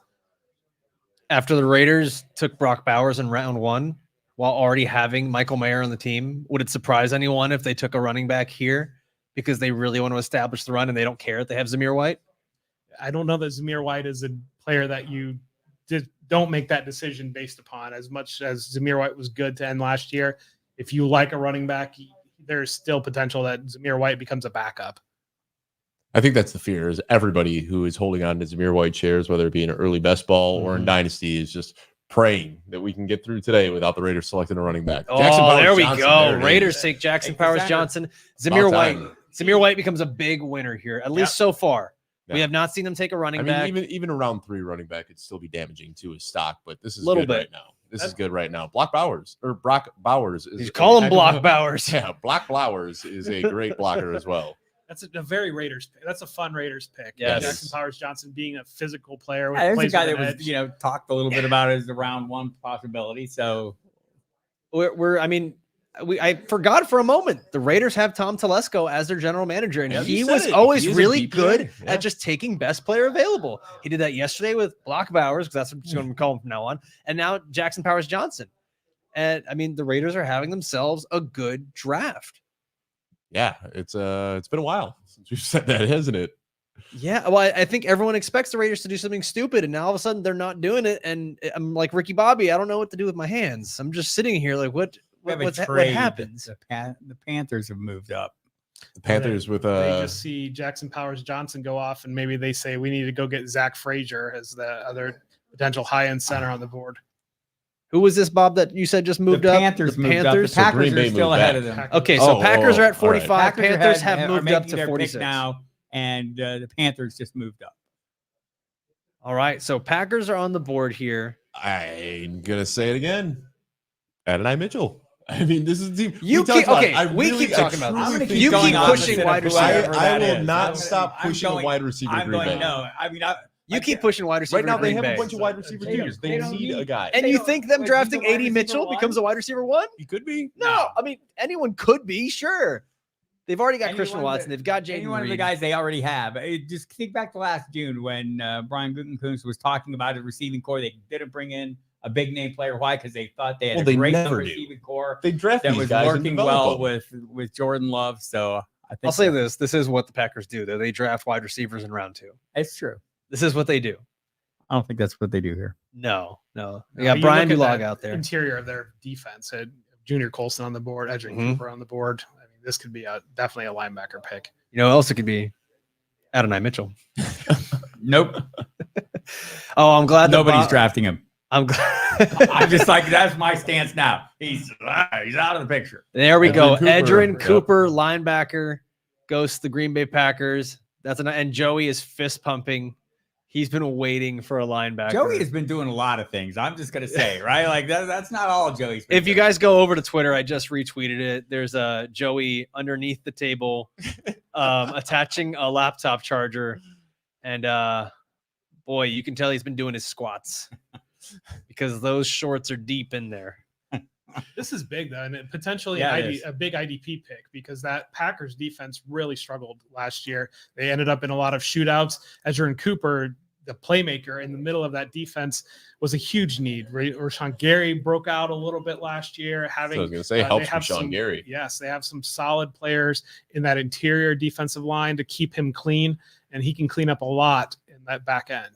And the Packers defense looked great to start the season and then just slowly started picking up injuries and kind of fell off in the second half of the year. So it's going to be a bit of a luxury pick. I don't think there was a screaming need for them right now, but gets to shore up their pass rush, which we saw was pretty good when they were at full health in the beginning part of the season. So shame on me for thinking AD Mitchell would go. So interesting comment being brought up here. Panthers moving up to 46 ahead of the Giants. Do we think they've moved up ahead of them for a running back? They don't Yes. necessarily have a running back that I think they've they do. settled on. They've I've got been- a lot of money tied I've up been in Miles pushing this Sanders. for a couple days as well. Yeah. That the running back is a position of need. I've been concerned for all my Chuba Hubbard best ball shares that have gone early. Not so much my Miles Sanders. It's a 20th round pick, people. I'm okay with that. But I think that I think that's a need for them. We'll see who David Tepper, the new GM there, the owner. Well, I mean, The he's Panthers should only be allowed to draft offense this draft because they have to get Bryce Young some support and to allow Bryce Young to succeed. yes. Give Dave Canales some toys, man. And was Miles Sanders hurt last year? I mean, there's really no explanation There's no for explanation. how bad he was. Maybe he's just not a particularly good football player that was in a fantastic situation Yikes. previously in Philadelphia. Oosh. Musa Muhammad's kid is Look at his him. son is in this draft. Mhm. Moose Jr. Love right. Musa Muhammad. Panthers are here, pick 46. Musa Muhammad is out there, ready to make the pick. We're gonna wait in anticipation, in silence, while Going to tell Joey us the keeps story keeps first. dancing here because of the linebacker pick. Joey's off camera though, so you guys can't see him. Sorry. And he's not doing anything on the floor. Probably too Pants early are for off, a though. tight end. I mean, the wide open tight end need in that offense, but that might be early here. All right, let's see it. So who's the running back you think is going off the board? Well, Jonathan Brooks is probably going to be the first running back off the board. And I think he might be the pick here. We got to keep talking. We don't. Silence is awesome. Well, Musa Muhammad needs to hurry up. We're too excited. He's got something to say, and I don't know what it is going on. And so announce the pick, Moose. Here he is. He's doing it. He's announcing the pick. Here we go. Pick 46. The Panthers select select Jonathan Brooks. All right. I'm fine Guys, with this. That's a great landing spot and good news for Bryce Young. Yeah. In what could be a good offense with Dave Canales, and I think that you don't draft Jonathan Brooks here unless you intend to make him your starting running back. I would agree. The Panthers had a lot of questions about who's your starter, and they had said, "Oh, we're going to kind of let this shake out and see what happens." And I mean, you still have some bodies on hand in case he's not quite ready to hit the ground at full speed or takes a little time to ramp it up. So, like I don't want to overstate the case. I mean, maybe he's perfectly fine and he's ready for the start of training camp. We hear this a lot, and we see guys who then end up not being that, or everyone heals differently is I think my point. My goodness, that contract, that Miles Sanders contract is worse than I remember. I'm looking right now. What's the dead cap? If they cut him this year, running back in free agency last year, $10.5 million in dead cap to cut him. So my guess is that they just take their medicine next year and cut him for the $3 million dead cap. But he's going to be there this year, which doesn't really push them in a position where they need to force Jonathan Brooks onto the field earlier than needed. But sheesh, I forgot how big they just did a huge favor to the Dallas Cowboys, who now have better options. Well, my question is this then. If we do see a running back go to, let's say, the New York Giants and the Dallas Cowboys, do those guys maybe jump ahead of Jonathan Brooks because of the destinations being a little bit better? Or is this one where we say, listen, he was the running back one before, he'll eventually be there again? I think I'll wait and see. Like, Brooks is clearly the best running back in the class. If he's able to hit the ground running at full speed, if he's ready to roll, and we get signs of that, or we don't see any kind of limitations to his usage. I mean, you can think back to Breece Hall last year, who came out of the chute hot, had a clean ACL tear, came out of the chute hot, but then there were still some issues, had some soreness and some swelling at times, didn't get the full usage early in the season. He was fine by the time it was all said and done, but I like him this year a lot more than I liked him last year. No matter how talented running backs are, at the end of the day, it comes down to situation. Are they on a good offense? Are they getting touchdowns? Well, and really, this just comes down to Bryce Young. Right. The Panthers, they're investing. They could run block last year, and they beefed up the interior this year. They have 2 new offensive guards. I mean, there's Robert things Hunt to like about this. PPR potential is very, very high, because when you look at Bryce Young having Jahmyr Gibbs his last year at Alabama, when you look at what Bryce Young does best, you need a receiving running back to really realize the upside for Bryce Young. I don't know that Chuba Hubbard is really that receiving running back, and Miles Sanders has not traditionally been either. And so that's your path, that you're hoping that they use Jonathan Brooks heavily in the receiving game to be able to get that PPR upside and to have those other weapons as they come in, give some more options. But you're exactly right, mentioning the guards, that the investment that they made. This is really all about, this offseason has been about making sure Bryce Young is able to succeed. Everything from the hiring of Dave Canales, who his history of getting the most out of quarterbacks, or at least getting quarterbacks to rebound nicely. We saw it with Russell Wilson, had a great season in Canales' year as the passing game coordinator, then Geno Smith when he was quarterbacks coach, then Baker Mayfield last year. And that's why he's there. Well, that and David Tepper saw the Buccaneers win the NFC South, running that offense as well. I mean, all those things are factors, but the first and foremost, job one is taking Bryce Young from statistically the worst first pick overall quarterback ever to something more. Deontay Johnson, Xavier Legette. Yep. And now Jonathan, beefing up the trenches in free agency. This is exactly what you want to see. And I think David Canales is really the guy that's going to stir this drink and make it all happen for him. So, Jeff, I remember as soon as the season was over and everyone said, well, I was going to say Bryce Young is dead. Thing. Go trade him for a 4th round pick, being a little hyperbolic here. You were the one saying, go out and trade for Bryce Young in your dynasty leagues. Absolutely. Because you know, it can only get better from here, and they have done everything they possibly can to put him in a better situation.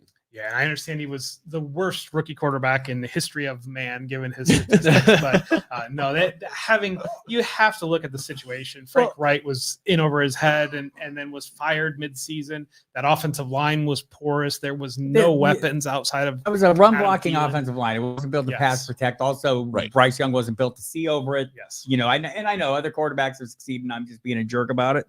But, you know, I mean, not every quarterback has to be really tall. Drew Brees was like us to know you can't throw between the linemen and not at the back of their head. So, While we're on a commercial break, let's throw some dynasty questions out here right now, because I've been buying Bryce Young this offseason. I drafted him in a couple of startups. Right now, when you're looking at current rankings, I'm just going to throw some either ors out there. Jared Goff or Bryce Young? I would still defer to Jared Goff given the upside in that Lions Agreed. offense. The age isn't that different. How about Baker Mayfield? I would go, I would probably take Bryce Young over Baker Mayfield right now in Dynasty. Just betting on upside. By that point, I don't know that you really want, they're definitely not going to be your quarterback one. And so if you're making a bet on a quarterback two, give me the player that was the number one pick in last year's draft that is in a much better situation than he was previously. Now, this is a trade I just made a couple of weeks ago, and I got heavily scrutinized for it. I traded away Justin Fields for Bryce Young. How about that now? I think that's a no-brainer. Now that you know, the two of us have been two of the biggest Justin Fields believers throughout the last couple seasons. Given the situation in Pittsburgh, it's so up in the air what his future is going to hold. Obviously, the Panthers are invested in Bryce Young, and we don't know that there's any level of investment from the Steelers into Justin Fields. Well, here's Tiki Barber giving the selection. I hope Gotta it's a be running back, man. It's- After he told Saquon, "You're dead to us." And at what point does Dallas freak out and try to trade up if Trey Benson ends up going off the board here to the Giants? Oh, Marshawn man. Lloyd landing in that Dallas offense would be pretty nice. Daniel Jeremiah did say that would be his number one That's running first back. safety But here off we the go. board. Makes sense. Yeah. Yeah. The Giants need a safety. They go Tyler Nubin, safety out of Minnesota, ends up being the first safety off the board here in the second round. So running Go back backs keep falling. to Bryce Young really quick. Yeah. Just to finish it up. Like in a super flex league, quarterbacks are going off quicker this year than last year. Mhm. And I find myself all of a sudden like staring down the barrel of a bunch of guys, Bryce Young and a bunch of guys who I'm not sure are going to finish the whole season quarterback. That to me is where Bryce Young is like almost like a safety valve. Yeah. Right. Like I know he's going to be the starter as long as he's healthy and locked in upright position. He's going to be on the field. So I think that's, to me, that's where he sits in Dynasty, though. Totally differently. Agree more with Jeff. Yeah, So let's say this year we always see these number one overall picks get a long leash, even if they do struggle mightily with the investments that they've made. If Bryce Young does have another bad season like he did, do you think they run it back in year 3, or is this kind of a make or break year for Bryce Young now? I think it's a make or break year. Yeah. I think every year you work for Tepper is a make or break year. One of the things you talk about redraft with Superflex, to grab that quarterback that's going to be playing that you know that's going to be on the field, because what we saw from last year, how many injuries created players that you could stream in. Jake Browning being a player you could play quite a bit of weeks. Scott Mullins had Flacco. Nick Mullins had his moments. So there are options that come into the back end, and it really kind of is almost like a running back, where if you land in a good scheme with a Justin Jefferson or a Jamar Chase as a backup quarterback, you can get some fantasy utility there. The Jaguars Look at are. James Stewart. He looks good. Yeah, he He does. does. Yeah, he does. I got to get his moisturizing regimen. My guy's looking good. He's got to be what, late 40s? Yeah. He looks good. Jaguars are here on the clock. They're making the pick at pick 48.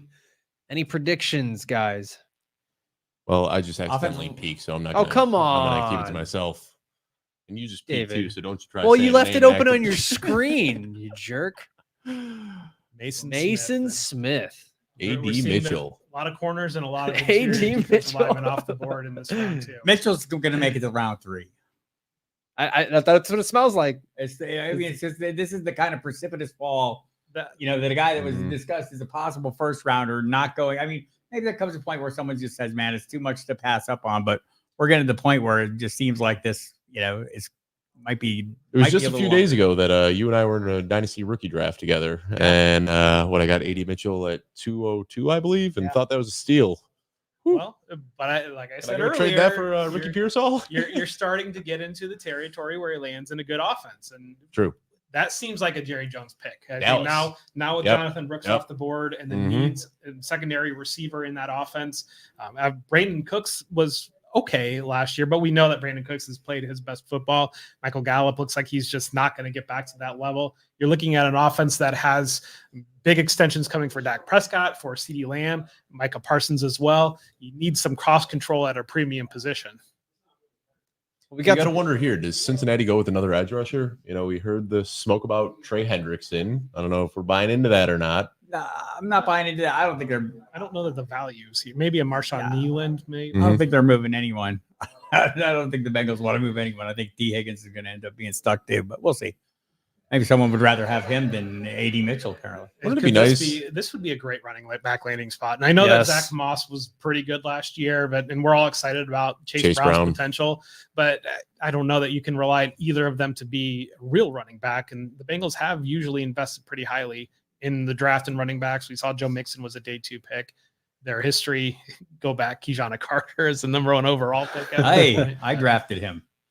Well, I just realized I'm having a blast talking with you guys, but we got to get our other crew in here. Yeah, why don't you guys you're go- welcome. Why don't you guys go get some wings, take a potty break, enjoy the rest of the draft here on night 2.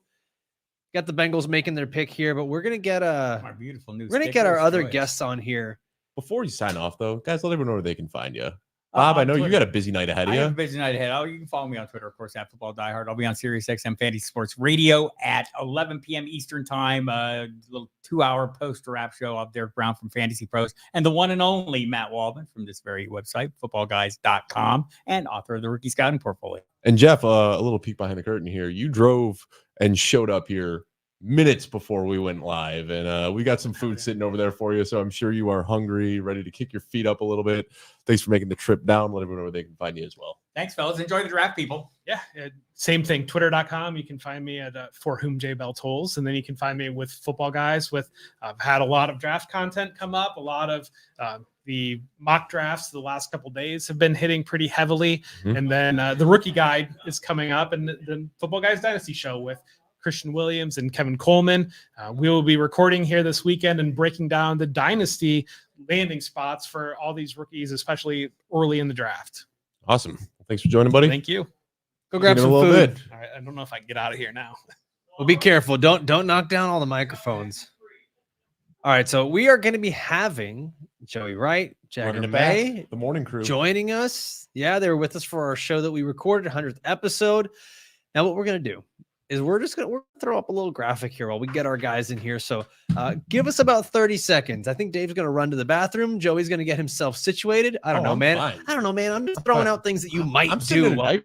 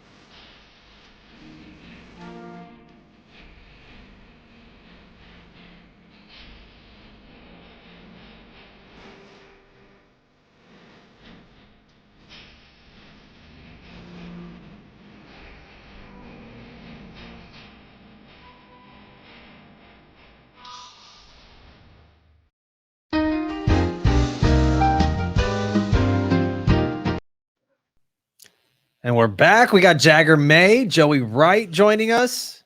Of course, Dave Kluge. Dave, what'd you do while we were away? Do I smell like chicken wings? You smell worse. I don't know what else you did. I'm hungry, man. It's been a day. Yeah, Well- I took that break to scarf down some chicken wings. So yeah, I can smell it. You smell like barbecue sauce. It's disgusting. He smells like a Buffalo Wild Wings. Yeah. Football's on the Just TV. People Barbecue are sauce and Are sadness. they a sponsor? It's the Hashtag NFL draft, baby. Plug them. Not a sponsor. Hashtag not a sponsor. All right. So while we were away, we had some picks come through here. And the Cincinnati Bengals at 49 go Chris Jenkins, defensive tackle out of Michigan, son of former defensive tackle in the NFL, Chris Jenkins, who played for the Panthers for years. And then the Commanders go corner. We're seeing a lot of corners going here in the second round. Mike Sanner still? Joey, can you get this one for us? Yeah. Let's hear Joey. That's Greg Dolchich. No, that's but Mike's Sanarinsky. Sanarinsky. Yeah. Sanarinsky. I like There's it. no K in there, but Not a we'll take single it. K. There's not a K. Not a single Not a K read. from you, What Joey. can I tell you? What can I tell you? Well, so right now the NFL draft itself is on a commercial break. The Steelers are coming back up with this pick. But guys, we keep seeing these wide receivers falling. We're seeing A.D. Mitchell falling. We're seeing Troy Franklin falling. We're seeing maybe not falling, but Malachi Corley is a little bit down the list here. In the same vein, we've seen 5 cornerbacks go now with the last 11 picks. Yeah. Unbelievable. So when are we going to finally see a wide receiver go off the board here? It could be right now. Pittsburgh. Mhm. could use That it. makes sense. Yeah. Like, Traded away Deontay Johnson. They need Yeah. it. and something to complement George Pickens, like someone who could take the top off a defense like Mitchell or Troy Franklin would make sense. Another guy that we don't talk about who, like, at this point, I think anything's possible, Malik Washington. Mhm. You know, is still he's a guy that I really like. I don't know how much NFL likes him, and I've been off with this whole draft. So There's a little bit of Emmanuel Sanders to Troy Franklin that I think that the Steelers might like, especially with the way it complements George Pickens and what he does. But listen, guys, I wouldn't be surprised if we just keep seeing these wide receivers fall. There's always something with these players that we don't know, and we start seeing them fall down here. We got I a chance. appreciate Zaire just calling it like it is. We're at the point in the portion of the draft where nobody knows any defensive players. Yes, but thank you. Yes, the blue chips are gone. Yes. We are down to the yellow chips. At believe this it or point? not, Hey, was- I know Peyton Wilson. He had I- himself Alright. a good combine. yeah, and I know Chris Jenkins. I think him and You know his dad. no, I actually We know Jeremiah Trotter Jr.'s dad too. disrespectful guys. I do a whole day of research, and A day. You Good did on you, Jag. it was a rough day, man. I did a lot. You know how much scrolling that is on a cell phone? It's a lot of scrolling. He's scrolling Power through. scrolling. Pull me Wayne's World. Mhm. I know some of these names. Yeah, I'm talking about like some like page 2 Google stuff, guys. Like places we don't go.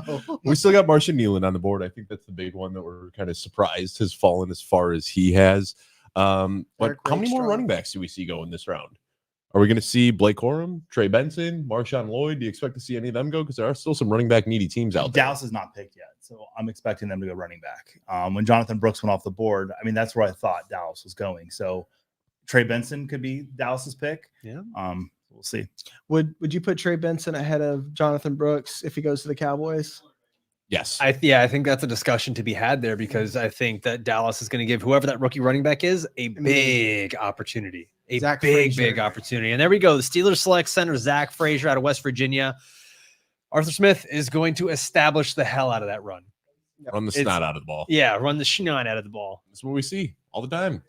Good organizations making good plays. You know, he just kept sliding and sliding and sliding, and they ended up picking him up here and beefing up the trenches a little bit. Still need a wide receiver, but some of these names that you threw out there, Malik Washington, Malachi Corley, those guys are probably going to be available tomorrow, so no reason to reach for them today. Well, and the Steelers are usually pretty good at drafting receivers, and when they want a guy, they draft them with some pretty high conviction. They'll go and get a guy in round 2. So that means they did not feel comfortable with either of these or any of these wide receivers that are on the board here right now. And then they trade them right before their rookie contract comes to an end, and they flame out with another team. It's beautiful the way they do it. And I'll have to say, Jeff Bell sent me some notes on Zach Frazier, and he said he's a wrestler. I've never seen him in the ring. Or So I can't confirm if he's a wrestler. or Different- not. Maybe different- He's using a different name. I don't different know. wrestling, pal. Oh, okay. Different wrestling. Sorry. You're tapping into a whole new audience right now here on I'm gonna agree with YouTube. that. There's a lot of overlap, actually. This I'm gonna is shout out true. Zaire again in the chat, completely in agreement with him. Which, first of all, Mhm. Zaire knocked some of these articles out of the park yesterday. We talked about him on an earlier show today. But Malachi Corley, want to see him go off the board. He's a guy that I've really, really enjoyed.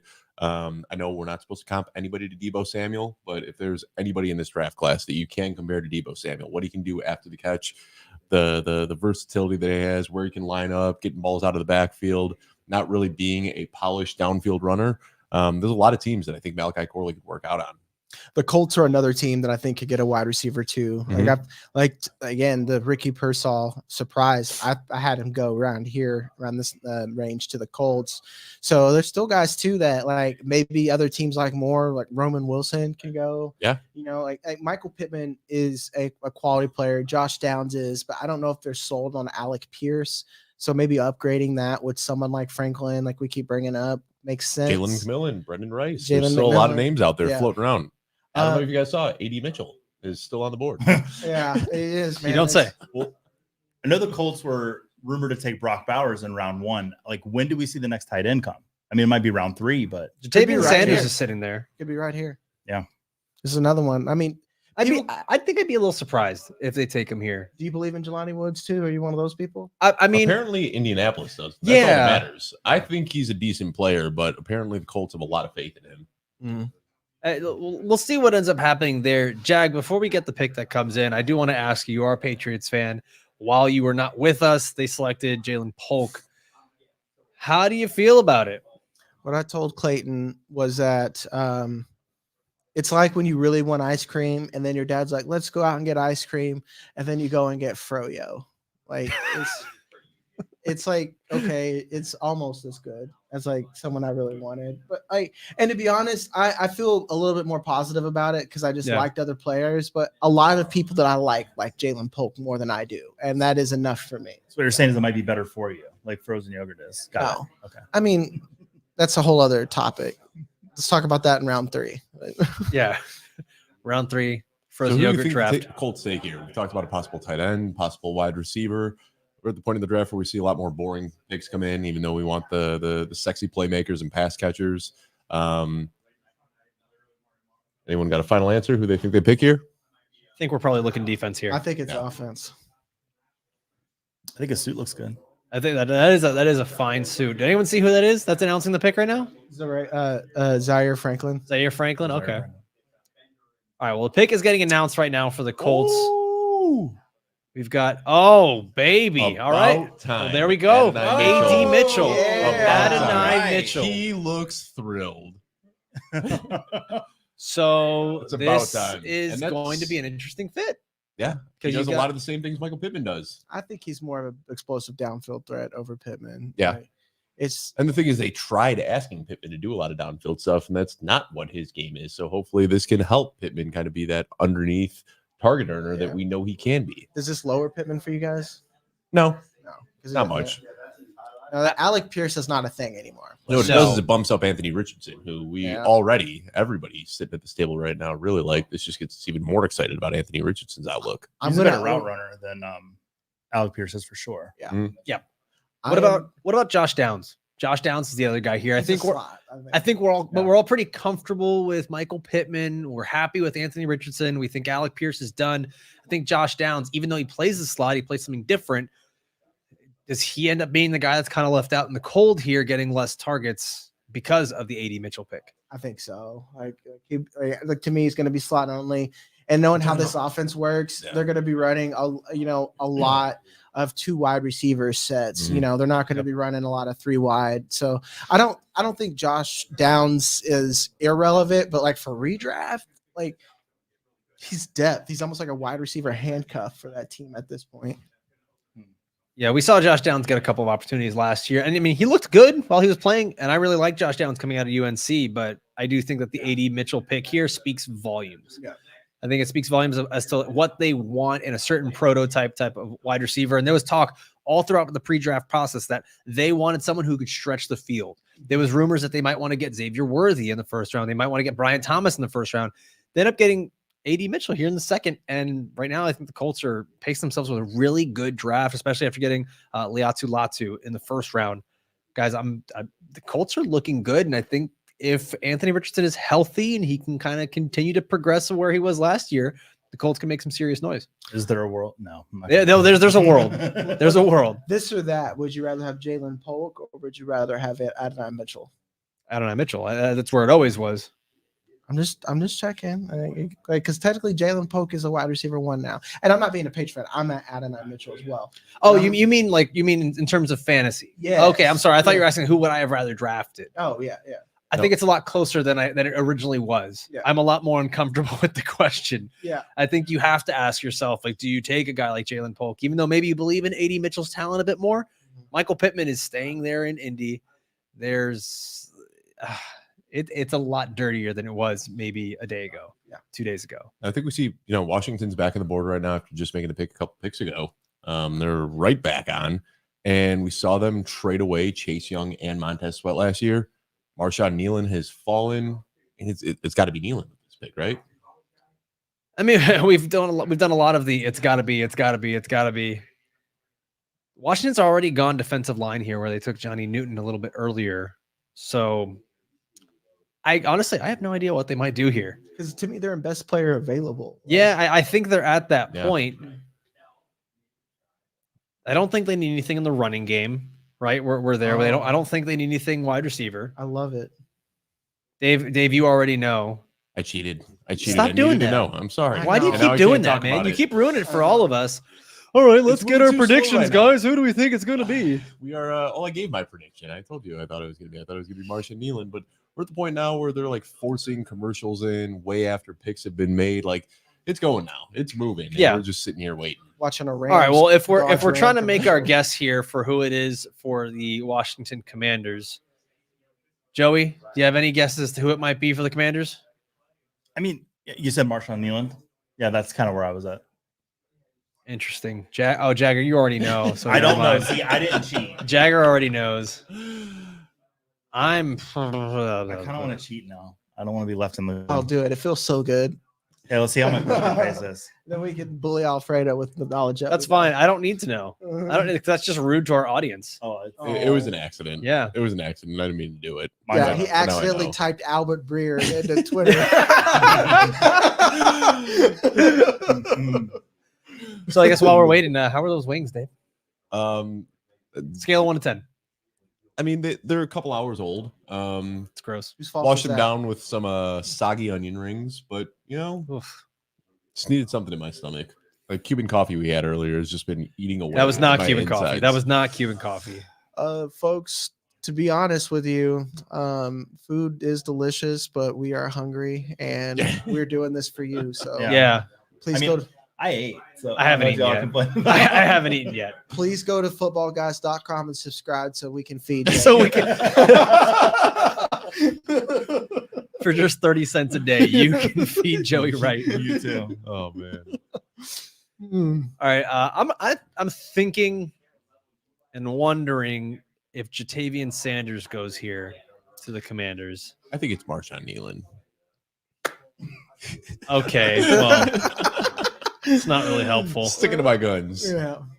He's Thanks, tripling Dave. down. Yeah. It's All a right. position they need. He's the best edge rusher left on the board. So like, it Allegedly. makes a lot of sense. What'd you say? I said allegedly. Allegedly the best edge rusher on the board. Yeah. Well, the Commanders are getting ready to make the pick. Who knows? It might even be Marshawn Nealon. It could be. Never know. Never know here, guys. Now let's start looking ahead because Malachi Corley, we've talked about him a little bit. I've talked about him through this whole pre-draft process as somebody that I really like and starting to look ahead. Are there any teams that he might fit with? Hear me out. I don't know if That's Wide literally my job receiver is to hear you out. is so. necessarily a need for the Dolphins, but could Possible. you see Malachi Corley going to Miami? Yeah. I mean, you can see him doing that. Especially the Dolphins need a third wide receiver. They need someone who can maybe potentially play that Debo role and They do like some of that speed, jet they sweep like stuff. yards after the catch. All right, so tight end Ben Sinnott. Jagger, you're a fan Yes. of this tight end. That's why I pointed it out to him. So, all right, so this was a guy that you were already high on. He ends up going here second round to the Commanders. Where are we ranking him now in sort of the dynasty rookie landscape? I mean, he's I don't think he moves up to top 12 yet. Let's say top 15. Yeah, That's top where my 15. mind went. Like, let's put it this way. He jumps Michael Mayer. I'll tell you that much. But I mean, I think I jumped Michael Mayer. yeah. And just describe how he is as a player, he shows the same things that I liked about Sam Laporta. And I'm not saying that he's going to be Sam Laporta, but you like a versatile tight end that can get yak like we're watching right now on the TV, can extend and catch balls. But most importantly, he's never Play going to leave hockey, the apparently. field. Yeah, he's never going to leave the field because he can block. It's a really tough guy and was a big chunk of Kansas State's offense. So pretty high on him. One thing I love, and when I see it happen in the NFL, is when there's a rookie quarterback and they get a really solid tight end. Yep. And, they just took Jaden Daniels in the first round. So I don't mind Snot going there at all. Yep. I think it could be a really good pick for them. I had him at 25 in Dynasty before this, but I'm going to move him up. Can we get some confirmation? Is it Sinnott or Sinat Or Sino. or Sino? Is it French? Jamie, can you look that Snit? up? Sinois. I don't like the Sinat because it sounds Johnson. it sounds like snot. Johnson. Yeah. It's a very strange spelling. See, we're now in the The range. Johnson is silent. We're in Trey Benson range to me because we got like the Cowboys coming up. I think the And Chubb, I mean, you got to call it like it is. I don't know if he's coming Chubb, back yeah. from what we saw last year, but I still think Nealon is a guy that I'm going to keep on the table for that I think should probably go here soon. Obviously, they've got Myles Garrett, but you need 2 edge rushers right now. That's still a need for them. Nealon's still on the board, but Trey Benson would be a lot of fun in this team. I'll tell you what, I see my team's initials moving closer and closer. And if Nealon's there, I wanted Jared Verse in the first round for Tampa Bay. It's one of the players I wanted. And man, if Nealon falls there. Whew. I'm looking at I was right. one more time. Sinnott. Like All right. Sinnott. Okay. Like Cinnabon. Thank you, Got it. Jamie. So why wasn't I allowed to use that this morning when I had to pronounce the 6 player name? That's what I want to know. AI is cheating. So, all right, Browns are up here making their pick Mhm. at 54. Miami's up next. Malik I think Corley. that might end up being just an offensive tackle spot, Yeah. or offensive line spot, just in general. That's what I wanted for them round 1. So I think the path kind of remains clear here for Dallas to maybe get a running back. Let's see what the Browns end up doing here. Taking a little bit of time to get the pick, and Mr. Scampers advocating that Cleveland was a sneaky spot for a running back, Oh, but they the did Browns go- end up going Michael defensive Hall. tackle. Yeah, I They think went that's a defensive good- line, but not the guy I expected. But yeah, this is a good pick here. Michael Hall, defensive tackle out of Ohio State, stays in Ohio. We should have brought Jeff back so he could talk Yeah. about an Ohio State player. Well, he's a clear 3 technique that can play can play defensive end in a 3-4 system. To me, this is a guy that coaches like because they can move him across the formation everywhere besides maybe on the edge. So it makes a lot of sense. It takes pressure off Myles Garrett, who's playing a wide 9 in Jim Schwartz's offense. So like it can keep him out in the wide 9 and then move Michael Hall Jr. in there. I told you guys I know Jagger just had an out of body experience. My co-host. You were Jagger was Will Ferrell in Old School, I wasn't where he joking. blacks out and just says a whole bunch of It stuff was like about it. watching Rayman at the blackjack table. It was amazing. I got to sit here front row to watch this. I wasn't joking. We all with you just guys. went, okay, defensive tackle out of Ohio State. That's cool. And then Jagger just went for about 70 seconds straight. Crushed it. I Wait, know crushed Bo- it, pal. Prompter right there. That's what we're supposed to Oh, Don't kill this for me, guys.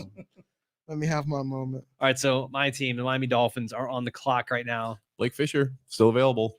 I know Cool. you guys, it said that you need a tackle here, so this would make sense. I'd Eric love to see Malachi Rakestraw. Corley. Again, we know that Debo coveted role in a Mike McDaniel offense. Oh, sorry, guys. Jagger, be a professional. Oh, look at Mike McDaniel. Just, All right, so Mike McDaniel seems really happy. He seems cold, actually. He's Yeah. like, This is okay. So the pick is in for Miami. We'll let you know when that comes in. they made the call. Let's not hang the phone. What are our predictions here? We think we're going offense, defense. Where are we at, fellas? defense. I think Eric Rakestraw would be great to take care of, long and rangy.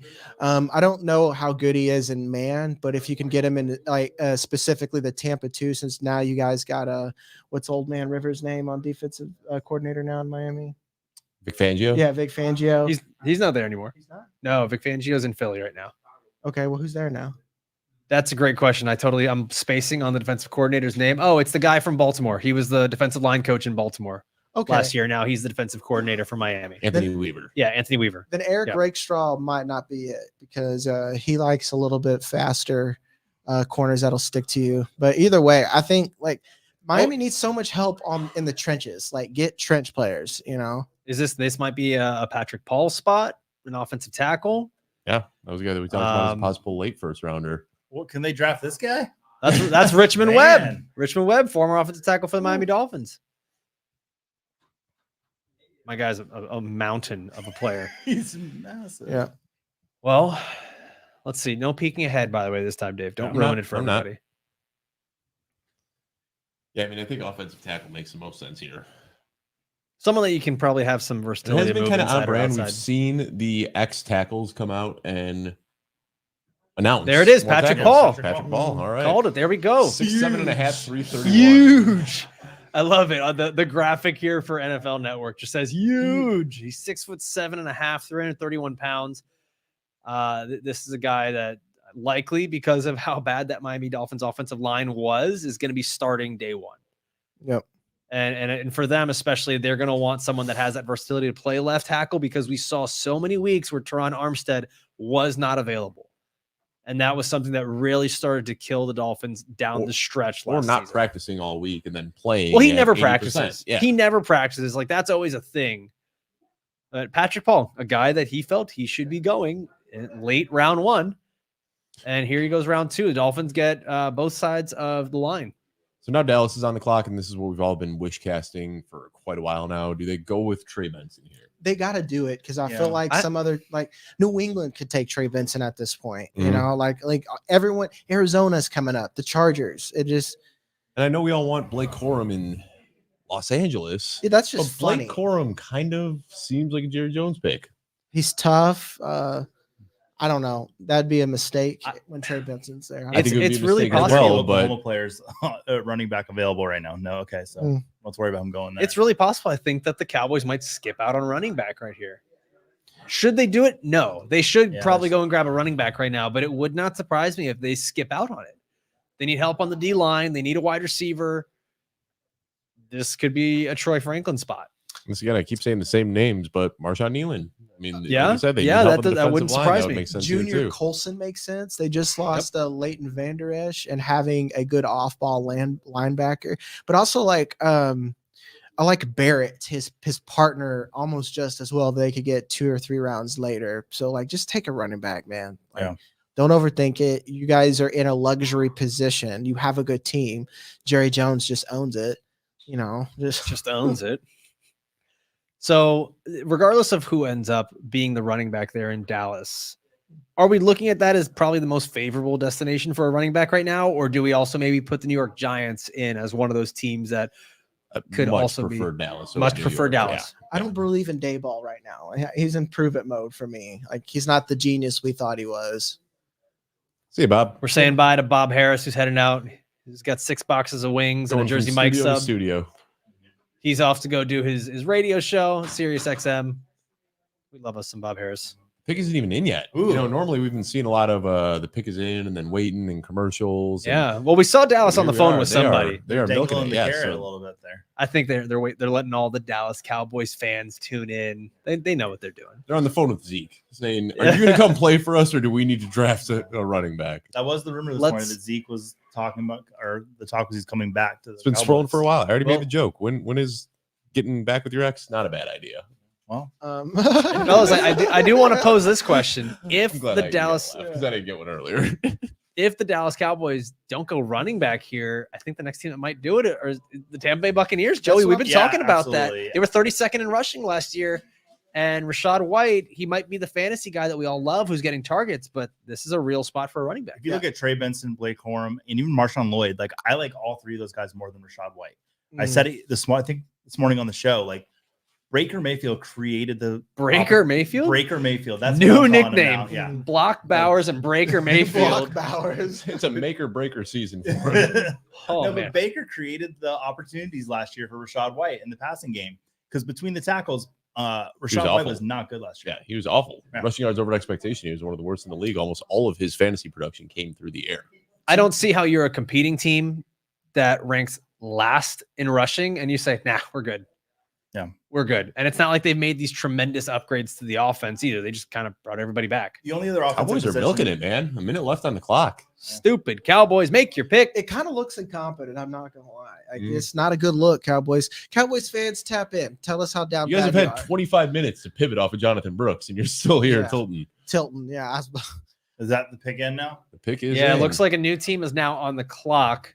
Tampa Bay is on the clock. Mhm. So the pick So is we in for might Dallas. see a little running back run here, perhaps. It We might wouldn't see be Dallas. surprising. We might see Tampa Bay. We might see some running backs go here, Could- which would be fun. Houston might even do it if they're going all in. Yeah, they just paid Joe Mixon. But I know it's they possible. did. I know they did, but it is possible here. So yeah, I think we've got what 1, 2, 3, 4, 5, 6, 7 more picks here in round 2.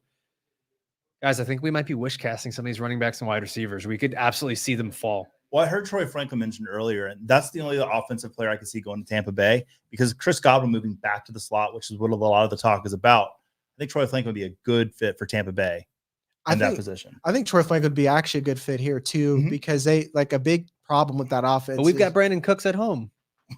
I mean, Brandon, who? Well, that's why I'm asking. That's why I'm asking. Because I would assume that the Cowboys want someone that can stretch the field and then that allows them to kind of move CeeDee Lamb around. Yeah. It does make sense. Like, With all the Dak stuff up in the air, though, that's interesting to me. Is do you continue to invest in a passing game, not knowing if Dak is going to be your quarterback next year, or do you?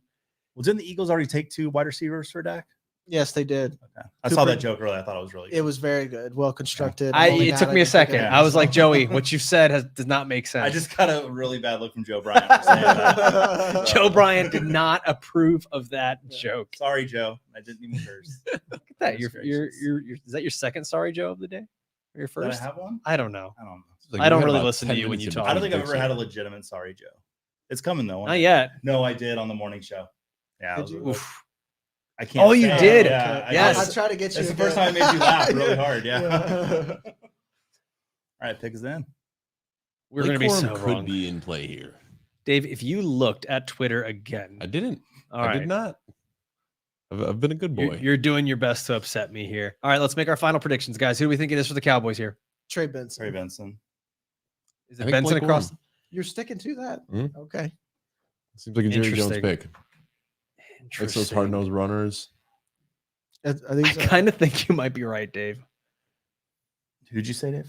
Blake Corum. So we got 2 Blake Michigan. Corums, you 2 Trey Bensons. Naturally, it will not be a running back. So let's find out right here. Pick 56 for the Dallas Cowboys. Coming through. Come on. Hurry up. We got the drums going, Dave. I think you give us a little drum roll. Come on. All right. Well, we're going to keep talking here because radio silence is awesome as we Yeah. wait for this pick.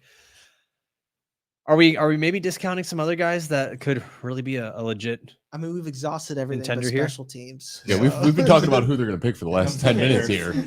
I mean, we didn't even say Marshawn Lloyd, a guy who was Daniel Jeremiah's we number threw one his running name back. out there. We threw his name out there. I would be super hyped because I've already drafted Marshawn Lloyd Oh, yeah. irresponsibly. So it's Irresponsibly. For very selfish reasons. Maybe it's Jalen Wright.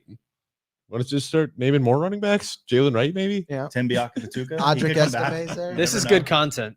Oh, This is good that's a content. creamsicle. I saw that, guys. It's coming. I got to say, I don't think it's a running back. Here it is. We'll find out in just a moment.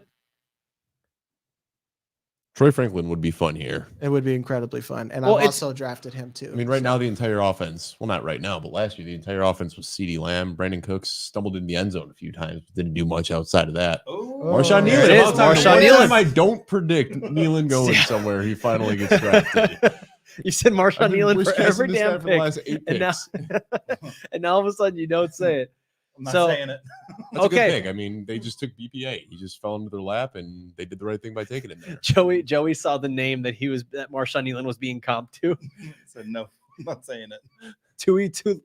One more See, you time. can't even I do can't it. either. It was too many syllables, man. I don't know. What was the comp? Two below poo. Troy Polamalu. I think I nailed it. Yeah. Good job. I think I nailed it. All right, so we've got All a right. few more picks here, guys. Instead of trying to figure out who the Bucks might be getting, who is the player that we think might fall out of the second round here tonight? Because once the second round is done, our broadcast ends, but we could see one of these players maybe fall into round 3. So if you have to pick one of these skill players that we love for fantasy that's falling out of round 2, who's it going to be? Troy Franklin. It sure seems like Troy Franklin so far. Buffalo's the only one, maybe Baltimore, that like need him. Jalen McMillan's another guy that we thought probably should have gone off the board by now. I think a lot of people expected him to go before Polk, and he's still falling as well. Yeah, because a lot of people bashing the Pats. So like they got the wide receiver 3. Mhm. Bucks are ready. What happened to Roman Wilson? So is He was this hot for a Trey bit. Benson. But I 'Cause, think he was around 3 pick always. Yeah. Like, I mean, again, we're just speculating here, but if Trey Benson goes to Tampa Bay, that is just the end of the road for Rachaad White. I mean, then when you look at him from a potential, he goes from a top 10 dynasty back to a pass catching specialist. and to be honest, at least for me, like in Dynasty, I think he's already dead because like I don't feel like I can trade him for the value that I should get. Mhm. And like I don't want to panic sell and nothing happened. Like they end up, picking up somebody off waivers or something. Being the Bucks fan, I wake up every morning to a Rachaad White. Like, hey, do you want Rachaad White? And I'm like, no. Like, I Yeah. really don't. Yeah, nobody wants him, man.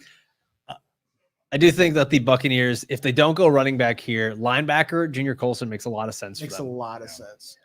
Peyton Wilson is good. He's just old and like had a late breakout. I don't know the analytics or care. Jason Light does like those really athletic guys, though. Yeah. For branding TJ Tampa, quarterback makes a lot of sense to go to Tampa Bay. But that's Yeah, Mr. Scamper's in the chat saying this could quickly be freezing, but Trey Benson no, like could be. yeah. I mean, yeah. I think Jonathan Brooks was the running back that I thought might go to Tampa Bay because He could it would sit give a little Rachaad bit. White a little bit of time to play. Brooks sits, but if Trey Benson comes in, like Jagger said, Rachaad White's just done.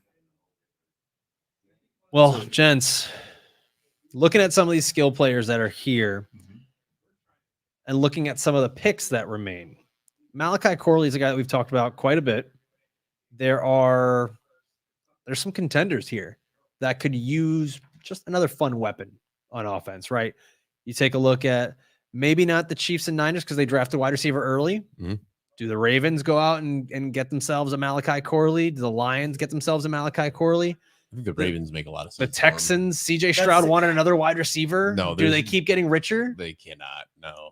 But they don't really, like, you look at the Texans, they don't really have a pressing need anywhere. The Oh, only pressing need they had was cornerback, and they've already addressed that. I mean, this is a team with very few holes. So at this point, you just take best player available. Do the Ravens take another wide receiver? That's what I think that's they could. that's where I think if Troy Franklin is available to the Ravens there at pick I 62, can see his name. I in think purple, they too. take him to be the guy that stretches the field. And Zay Flowers stays in his role and Rashad Bateman grows because like we kind of saw how they want to use Rashad Bateman towards the tail end of the season. So I wouldn't hate it. It kills my Zay Flowers shares and I may trade him anyway. Is he still the official player of the Sunday Morning Live?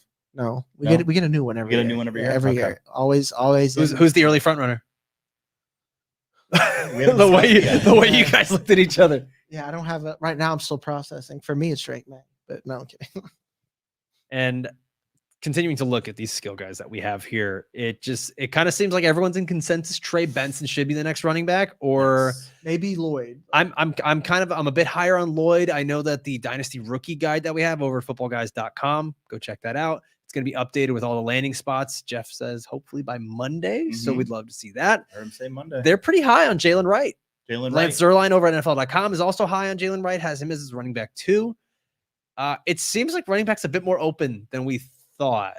I think it's just as open as I thought. Like I feel Yeah? like I mean, I thought that Jonathan Brooks, most people thought he was the best running back, but like what team likes this type of guy? What's your flavor of running back? That's the real question. I don't because like to me at this point, Audric Estime is about to speak Dallas Cowboys, guys. I feel Get ready to learn Dallas Cowboy, buddy. Keep waiting.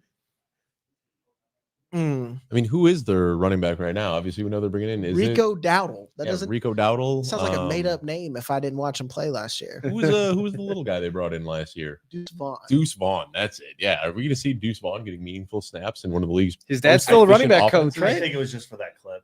Yeah. Like that clip brought a tear to Yeah. everyone's eyes and didn't do much more. Man, he was a preseason MVP, guys. You don't disrespect Deuce Vaughn. You mentioned the rushing yards with the Bucks. I mean, taking Graham Barr in the first round and now going Trey Benson would make a lot of sense. I'm going to say it again. Blake Fisher. Another possible. Just offensive line again. Mhm. Wilson. I mean, yeah, it's definitely possible. We'll wait to see what this pick is going to be from the Bucks here at pick 57. I want to go back to a guy that we were talking about early here tonight, and someone who is a favorite of a couple people here at this table, but Spencer Rattler. We started to think that some of these quarterbacks might go early, and maybe Spencer Rattler snuck in round 2, and it looks like that probably doesn't happen. Do we think he's a round 3 guy or a day 3 guy? I got to be round 3. Yeah, you're reading my mind. I was just looking at round 3 at worst, but I was just looking through the rest of round 2, which is all we're streaming through. Unless somebody trades up. Yeah. Packers, Texans, Bills, Lions, Ravens, 49ers. Oh my. What was that, Joey? The Raiders, they pick 13th in the 3rd round. Like that's the team I'm looking. I think that's where Rattler ends up. Yeah, at this point. And that's looking ahead at round 3. I think the 2 that I'm kind of somewhat confident in predicting would be Blake Corum at 69 if he's available, and going to the Chargers, and then at 77, Spencer Rattler going to the Raiders. Another destination that we're not thinking about and is the Giants. Like, what if they take someone like Rattler or Michael Pratt, and like let's just have 4 mid guys. We'll have a mid off. And then we'll see who's going to take us to a 5-win season. I've heard you mention Pratt. Do you like Pratt more than Rattler? A lot more. Okay. Yeah, really? A lot more. It comes to footwork. One thing I had concerns about Rattler when I watched him play at OU is he doesn't plant his feet very well. He plays and bounces on his toes, and then he uses his arm for most of his release, which looks really good on highlights, but that's where he has those inconsistent balls that sail on him, and it's just time after time. So if he can clean that up, that's the thing. Like, there's so much magic there. If a coach can just fix it, just typically at this point, I don't see coaches fixing that. But again, I'm ready to be wrong. I want to root for the guy. Did we just miss the? By the way, Tampa yeah, Bay's pick? I was going to update everybody. At 57, the Tampa Bay Buccaneers did not go running back. Rashad White stays safe, but Chris Braswell, the defensive end or edge rusher out of Alabama, goes there. Joey, how are you feeling about that? I feel great. That was a big need for the Bucs to get an edge rusher. Yeah. I'm still waiting with Davis going to the Detroit Lions. Like, we need to get a corner, hopefully in the next round. I'm more worried about corner now than I am running back. Football guy staffer Zade Kansabedian, he has thoughtfully pointed out that the Bucs were 3rd in running back visits behind Carolina and Dallas. So we could see them maybe going running back in the next round, grabbing a Jalen Wright, a Marshawn Lloyd, whoever just keeps falling there. And this is interesting. One of our viewers likes to say Corley to the 49ers, and then they trade away both Debo and Ayuk. That would be absolutely unhinged for them to do that. That's psychopath a little bit behavior. quicker here now. The pick is in for the Packers. For the Packers, they went Javon Bullard, the safety out of Georgia. They needed to get themselves some secondary help. It makes sense. They just lost Simone Biles' husband. I like how you phrase it. Simone Biles' husband. This is the longest jersey name on the back. Yeah. And That's all just one word. What's actually meaningful though is Darnell Savage spent a lot of the season injured. So this is a good depth piece, and the rich get richer. So, all right, well, we talked about that earlier with Jeff as well. I think the defensive struggles down the stretch for Green Bay were really amplified by injuries, but they've got a very strong core at just about every single level there. So just beefing that up here.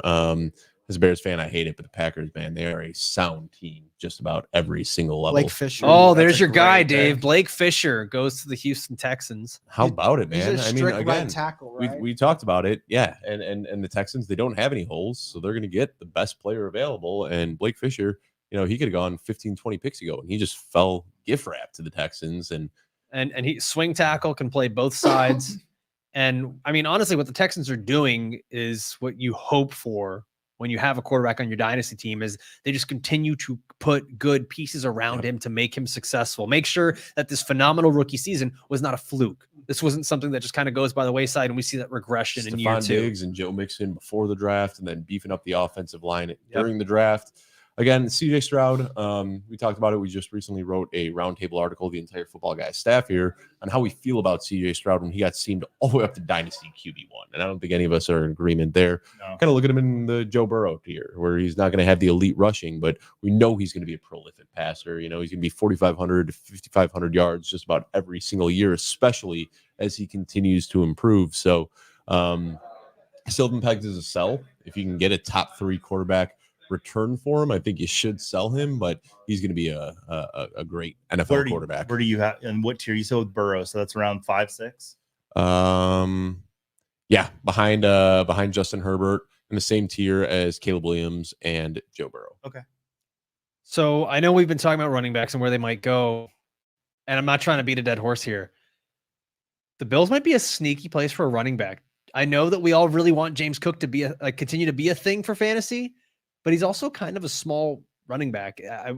Would it be surprising? With an ideal landing spot for Jonathan Brooks that we got earlier, and if they do take a running back here, I'm easily moving Jonathan Brooks ahead of James Cook in my Dynasty rankings if that It's not happens. Okay. Because I don't Bold, think I like James Cook is like that good, and he kind of proved it. Like, does he have special moments? Sure, but he's not the guy that you're gonna look forward to carry and finish a game. So. I think what gets me excited about James Cook is a change in usage we saw at the midway point of the season when they brought in Joe Brady and fired Ken Dorsey. We saw a lot more creative usage for James Cook.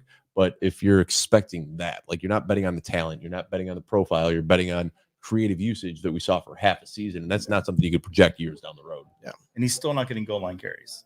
No, So, like, no, yeah, that's he was still getting- going to be that's Josh Allen. Trey- Targets Yeah. at the goal line, which are not something that you see happening year over year. Let's talk about the Bills here really quick, because a player that's been mentioned as kind of a winner here just in dynasty value in general has been Dalton Kincaid. I know that the Bills went and they got Keon Coleman, but a lot of the question was, Brock Bowers or Dalton Kincaid throughout the offseason. And I think a lot of people would agree right now Dalton Kincaid is ahead of Brock Bowers. And yes, I know that they drafted Keon Coleman, but Dalton Kincaid kind of sits there as the top target for Buffalo. Well, they brought in Keon Coleman, but they also lost Stephon Right. Diggs, which And is Gabe a Davis. net positive overall. Yeah. And then Dalton Kincaid does so much in the middle of the field. Keon Coleman's going to be more outside. Josh Allen likes throwing in the middle of the field. So if you've got Keon Coleman who can develop and start stretching defenses, all that's going to do is open up even more opportunities for Dalton Kincaid. So Kincaid's a huge winner. With this the Keon offseason. Coleman pick, are we expecting the Bills to now try to make a trade for Ayuk or T. Higgins even? It's a money thing. I think they have to figure out if the money can work, because as of right now, it doesn't. because the whole point of them blowing up the team was money, right? Yeah, like Here's that. the other That's thing is the Bills are an AFC contender. Usually teams aren't willing to give weapons and wide receivers to contenders. The Bills don't really understand that concept, but I think the other 41 teams do. because they're not getting T. Higgins from the Bengals. Right. I don't think that the Niners. I don't think the Niners are trading Ayuk. I really don't. I think they draft would Pearsall to be the third guy or a I think we see Debo replacement. Debo go for like a day 3 pick possibly. What if Debo goes to the Bills? I mean, that's the rumors that we've been hearing. James Cook is To me, Yeah. all they've done is kind of turn themselves into like the best version that the Giants could have been last year. Because one thing we're not bringing up about Kincaid is Curtis Samuel and Khalil Shakir kind of live in the same area of the field. Khalil Shakir was a better Stephon Diggs than Stephon Diggs was. So it's I love Khalil Shakir so Yeah, much, man. And we might be looking at secondary here for the Bills. That's something we yeah. haven't mentioned. They it's lost their Rick entire Straw. secondary. Yeah, Davius we White, thought they Jordan might go Poyer, they're Cooper all DeJean gone. earlier. Yeah. We thought that was a spot for them. I mean, taking a look at the prospects that are still on the board. If TJ Tampa, maybe. no, he's got to go to Tampa. That's already been That's true. discussed. third round Tampa. I mean, is this an Ennis Rakestraw spot, Yeah. Jag? I mean, I keep bringing his name up, and it's still so I don't know. looking through here, He's yeah. been sliding for a while. TJ Tampa, Cole Bishop. They've got plenty of options here. After them, it's Detroit. Detroit, we know they're not going running back, We're and we assume they're probably not going wide receiver. Although it's They Dan might. Campbell. Yeah, you never know. Get a third one on I You can just never see know. Dan Campbell in the war room. We need another running back. I think Baltimore becomes a sneaky running back or wide receiver spot right there at I don't pick even know if 62. it's sneaky. I mean, a lot of people were projecting first round pick Well, yeah, to be used there. guys, if the Baltimore Ravens select Blake Corum, I win a nice chunk of money. Do you? Yes. Okay. So let's there we go. Safety. go, Cole yeah. Bishop out of Utah There we That's go. pretty good. goes to the Buffalo Bills. And that's Jordan Poyer Jagger, is do you gone, want so- to black out for a second and talk about Cole Bishop? I mean, We'll go get some wings. I mean, to me, he's like a very poor man's like Kyle Hamilton. He has good size, good athleticism, and finds the ball. So, especially when you have like such a poor defense that they do now, you just want a playmaker, and this is a guy that's a playmaker. So Thumper in the chat asks a pertinent question here about Josh Allen. I already responded. Well, yeah, but let's respond for everyone else. Let's get the opinions. Is Josh Allen still the top quarterback in fantasy with all the changes that we've seen to the offense there? Is Josh Allen still QB1? Yes. Yes. Okay, that's good discussion, guys. I'm glad we did that. Thanks. All right, let's go on to the next player. Good thing we're broadcasting. I mean, if you really want me, I mean, he's been a top 3 per game quarterback for 4 straight seasons now. Yeah, I mean, not only is he the QB1, he is in a tier by himself. I'm actually working right now on my rankings and tiers article series that I do every single year for Dynasty. And I have, you know, my prolific passers and my elite rushers and my young with upside. I have one tier by itself that is just the Josh Allen tier. Who's gotten closest now? Anthony Richardson. No, I'm just kidding. I was like, that's spicy. Let's go. I want to talk about that. The QB2 is Patrick Mahomes, but you're really comparing apples to oranges here. You're getting Patrick Mahomes because you know you're getting a rock solid guy who's going to pass for a bunch of yards every single year. But the chance of him being the QB1 because he lacks the rushing upside, he's just not going to give you the same fantasy production as Josh Allen. So even if you're getting an extra 4, 5, 6 years out of Patrick Mahomes over Josh Allen, it just isn't worth it, in my opinion. Give me about 5 minutes for the Lions actually announced pick as Barry Sanders. Yeah. is walking Oh, down yeah. the It's going to stage. be, it's a rough And then one as right soon now. as pick 61 is announced, every single person is leaving that venue. Yeah. That's exactly what the Detroit fans did. Yes. Oh, he's not making the pick anyways. Barry Sanders was the first football poster I had on my wall. Really? From Little Caesars Pizza. It was one of the 6-foot ones. I'm giving you some homework tonight, and that is to go watch Bye Bye I'm gonna Barry. watch it. You really Yeah, have go to. watch Bye Bye Barry on My was it wife Amazon cried. Prime? Prime Video? My wife and I watched it together, and we both shed a tear. Not sponsored. It is- I'm gonna go back to my hotel and I'm gonna watch Bye Bye Birdie. I'm just gonna be like, where is Barry Sanders? I'm gonna click the wrong This thing. was not a football documentary at all. Oh, okay. Gentlemen, I we got accidentally 4 saw more. who the pick was. Oh, well, that don't spoil it for the Sorry. people Oh, at it's on home. there. There it is. Ennis Ennis Rakestraw. Rakestraw got the corner coming in. Did they double dip? Yeah, I was going That was to about say to they say drafted the a cornerback Lions, earlier. Lions went corner earlier, no? Yeah. That's. I mean, They went cornerback yesterday. I can't. I'm totally drawing a blank now. there's no I'm rules. bringing It that was that say back. you Terry can't and get Arnold. the Oh, no, yeah, steal. Arnold, we're that's right, getting we're getting tired, man. We This need is- more this is coffee. what, hour 4.5 of streaming. I- Microphones over. Joey, instead of you going under the table to like, plug in laptops or put a I sticker don't know what's on. gonna happen. Where's No, this going? What are you gonna no, say I now? wish you would have like just brought a wing or something so I could eat. I offered that. So, How like- when? How? Check your text. You had messages. every You're right. opportunity in the My phone break doesn't have any between signal, our man. guest switch to house a couple wings with me. Okay. Just saying, you had the choice, Okay. and now you're They're just so gonna sit here good. and smell them on my mouth. Been I don't want to Asian smell thing. your mouth. Alfredo has a rumbly in his tumbly. I do. I'm getting cranky. Yeah. But we got 3 more picks here. Okay. Baltimore, San Francisco, Kansas City. These feel like these would be some of the most exciting spots for an offensive player. Troy Franklin. And Yeah, I Troy don't Franklin I Ravens, don't I know think. that we get an offensive player to either San Francisco or Kansas City, but Baltimore seems like it might be the last one. It's Yes. only that makes sense in this round. Yeah. So So is that the call we're gonna make here? Baltimore, Troy Franklin. Yeah, I think we've been predicting that for the last 20 minutes or so. It just makes a lot of sense. But clearly there's something in Troy Franklin that NFL teams aren't interested in. You know, we were talking about this guy as a potential wide receiver 4. And now he just keeps sliding and sliding and sliding. Jag, you're a little bit higher on Troy Franklin. So, I mean, what is it in his prospect profile that might have had him sliding down like this? Because I know there's a lot of things that you do like about him. What's on the other side of that coin? his deep ball, he like struggles to find the ball sometimes, and when that's your best thing, that could be a red flag. But it's mainly that he's a guy that's going to play flanker or X, and he's not super good at beating the press. So I think that size is a huge problem. I liked his route tree for the most part, so I don't like that's not something I think would hold him back. Other than that, like what's homie's interview score or something like? Oh, yeah. Yeah. The elusive interview scores, which Yeah. have been pretty on point. It's been really like I don't know. I might as well consider it. So. Taking a look right now. Those ones. Adonai Mitchell, dead last. Dead last. Troy Franklin's right in the middle. though. Xavier Worthy, who was a surprise first round pick, and Ricky Pearsall, another surprise Where's late first round pick, are where's ranked Xavier 1 and Liggett? 2. Huh? Where's Xavier Liggett? He's right there next to Troy Right in the Franklin, middle, 89. Yeah. His accent gave him some bonus points. Yeah. He's got that southern drawl. All right. Haloti Nada is announcing the pick here for the That's what it Ravens at pick 62. He's got a magnificent beard. He's lined it up really nice. And Roger Rosengarten. I That's don't just know fun this to player. say. I don't know this. Tack a player. lot of Jacker. I love Jacker. I don't know this guy. All right, now it's time for me to Washington. Rain Man now. And everyone just started to tune He's a out. tester. He's I don't a know. tester.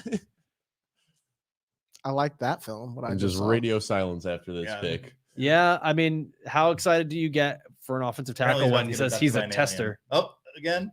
Nope. Nope. Nope. Okay. That was scary. I thought he outlaid him at first. I was like, Kansas City traded up what? 1 pick. That's kind of crazy For San- what? I don't know. Troy Franklin. Kansas City just keeps doing this to the people that are their rivals right now in the Like, NFL. what? Oh Oh my no, they God. didn't even trade. Yeah, so they've got back-to-back. Oh, picks. they have 31 both and picks. So 32. exciting. What are they gonna do? Kansas City wanted to finish the day with something here. Maybe they get a little greedy. No, they traded for San Francisco. Yeah. Right, but now Yeah, they and have they 2 still have the back-to-back 32. picks. That's wild. Or the 64th overall pick? What if they do get Troy Franklin, bro? That's they're just trolling at this point. That's hilarious. Wait a minute. Maybe they just go and they cut this- Kadarius Toney, they cut Sky Moore, and they're just like, get rid of every single receiver Does we had Kansas last City year. take Trey Benson Oh, They need a with, running back. with Isaiah With one of the Pacheco two- there, with one of the 2 picks? Man, I think Kansas City needs to go offensive tackle. Updated yet? I believe the 49ers did move down. I think it just hasn't updated on the draft tracker That's yet. not as exciting as we. All have. right, well That's now what the I'm trying to say. broadcast I was- is ruined. So no, it says It would've been Chiefs fun. get the Chiefs are getting number 63 and a 6th for that doesn't 63 and a 6th from the 49ers for 64 and a Okay. 5th. They just haven't updated. That's not a lot. They didn't give up much to move up here. and again, why Well, would they, the 49ers? they swapped. They just okay, interesting. What did they want to get ahead of them for? 49ers. I mean, what could the Chiefs have possibly need? Is it offensive line?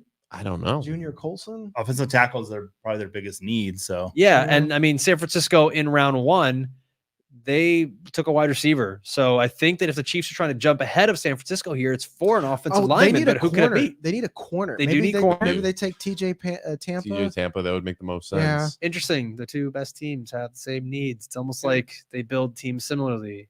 Weird. it's good to deny Bucks fans of having Tampa on a Tampa Bay jersey. I know, right? Oh, Back, like, why is that going to happen? It would look like a stock jersey. you guys just want to be guys naming dudes right here.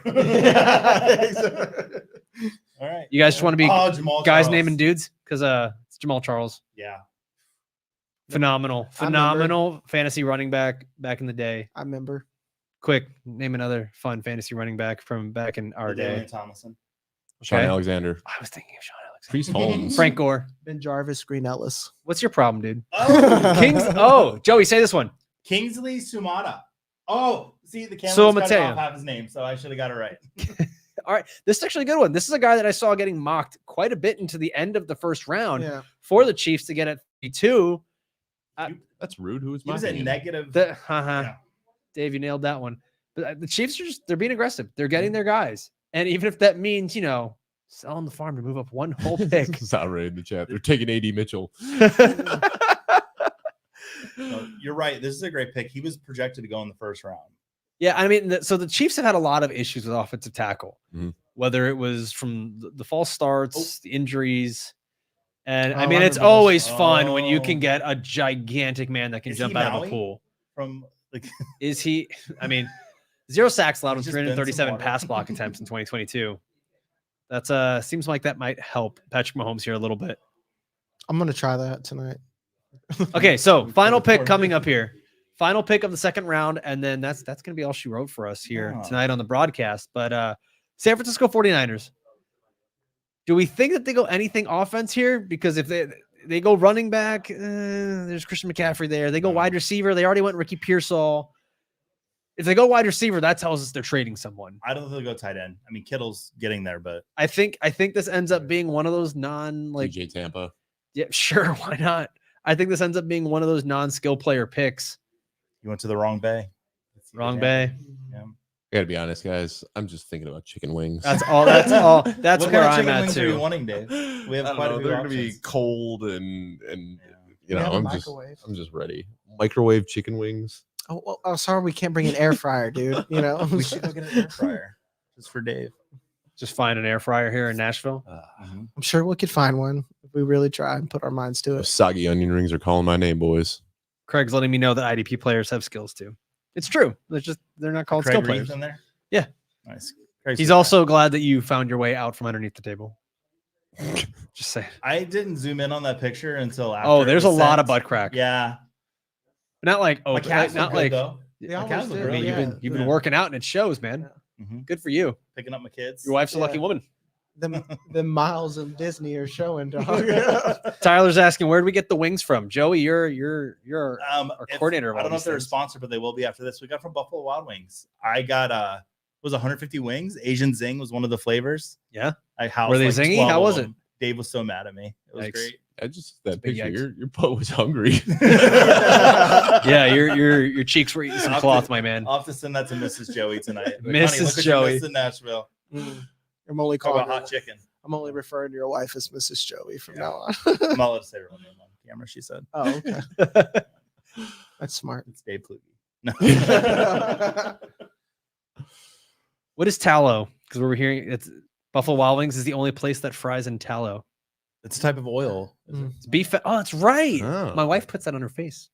Does she? No, it's serious. Like it's good for your skin. Yeah. Yeah, it's a treatment she puts on every night. Is that I like should have Mrs. known that. Doubtfire when he puts the meringue. She puts the meringue. Hello. Football guys, It was a come for the drive-by football, fruiting. stay for the skincare.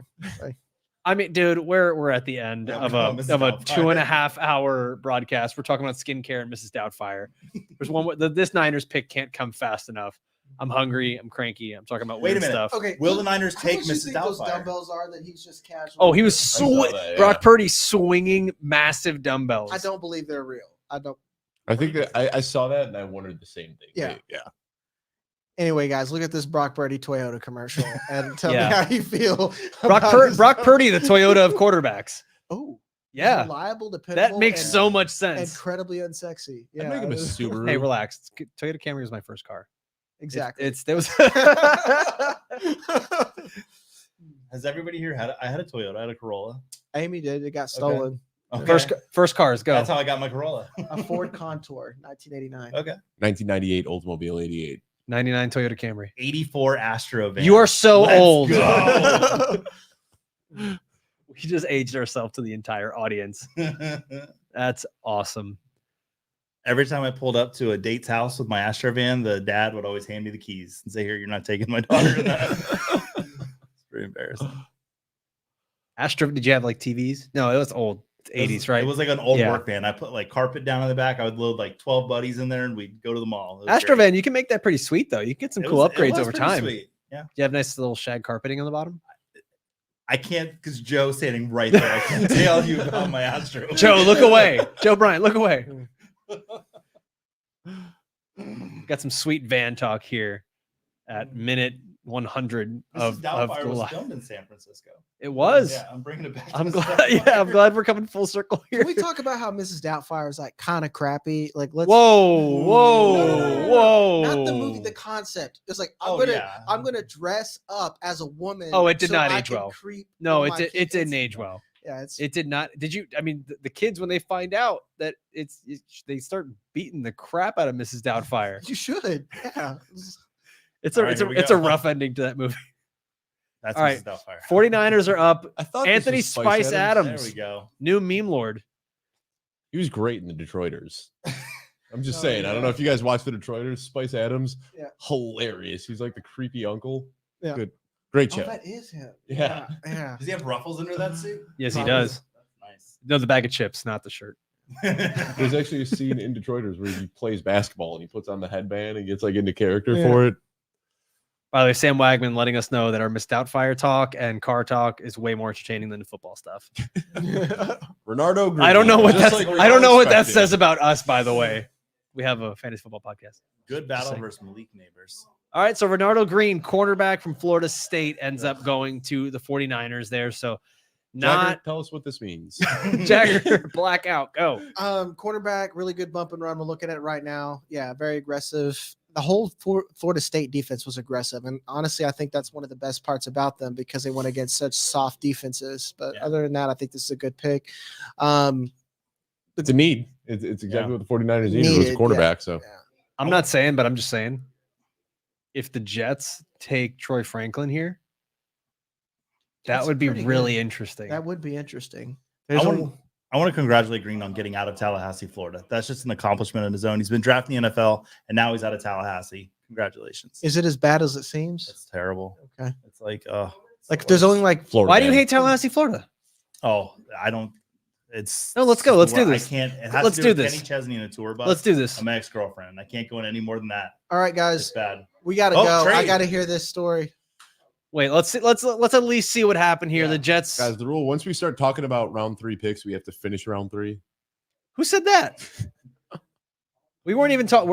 That's the loophole. Then we just don't talk football. We sit here and talk about why Joey hates Tallahassee, Florida. We can Oh, open my- that bag later. I can go into it. Yeah, my ex-girlfriend and Kenny Chesney. Wait, what? Yeah. One running back. Your in the first 2 ex-girlfriend rounds. and Kenny I Chesney? want to talk about the Jets pick here. Can we Mr. wait? What happened with your ex-girlfriend and They- Kenny Chesney?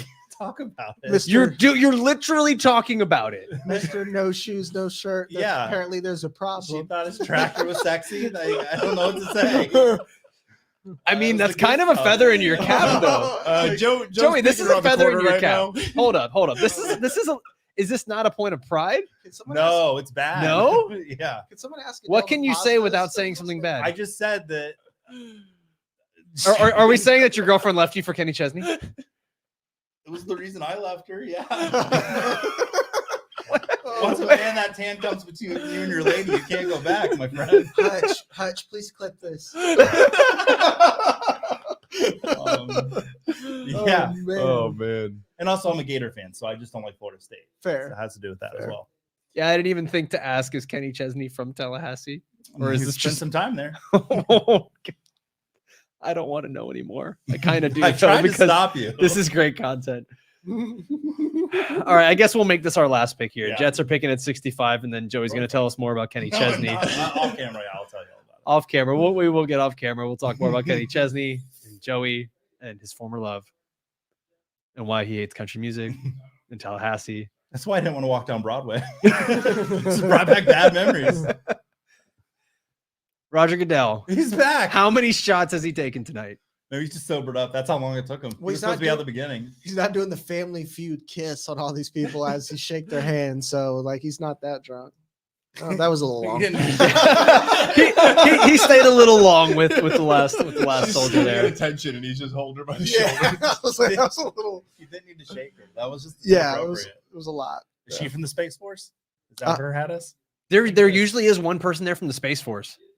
I would The actually Space join Force base Space is in Force. Colorado Springs. Is it I really? always thought it was like a joke, but Why is there's it not it's space? actually like 15 minutes from my house. I was like looking You at a might map join one it. day. Find up, buddy. I would, man.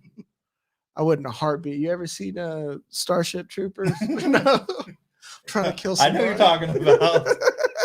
A lot of big bugs. Yeah. Showering situations pretty good in Starship Troopers. Oh well. I'm back into it with Helldivers. Is anyone here play Helldivers? No, No, I'm not alone yet. on that. All right. I Maybe say- if you're playing Helldivers in the chat, let us know. By the way, Zade, just kind of summing up the whole stream here in just a sentence. We talked about AD Mitchell a lot, Vans, Cold Wings, and Joey's ex. I had a blast. Oh yeah. It was a lot of fun. Sam Wagman asking the important questions. We're not going to put that question though on the screen, I but need to. Sam. my boy, I love you. All right, let's get this Jets pick here. Hurry up. Jets, you're killing us. Why are we going into round 3? Just because I really want to see who the Jets get, and I really want to see how much information we can get out of Joey about Kenny Chesney. He wants to see how long you can go before you pass out. He texted me about it. We're just getting the giggles at this point. I really like This my show job. isn't even about football Like, anymore. I really like my job, guys. I don't want to lose it. No, we'll let you keep that secret for 5 minutes. Joe Bryant is sitting at the end of the room, arms folded, being like, "Do it! I dare you! I Tell the dare you to story. say something." Joe wants to know. I can tell. Yeah, he but- does. He does kind of look curious here.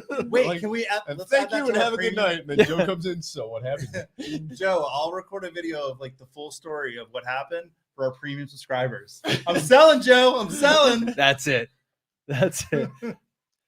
Also, right now, our producer tonight, Taylor, I think he's like, "Yeah, guys, we're done. We're done. Time to move on."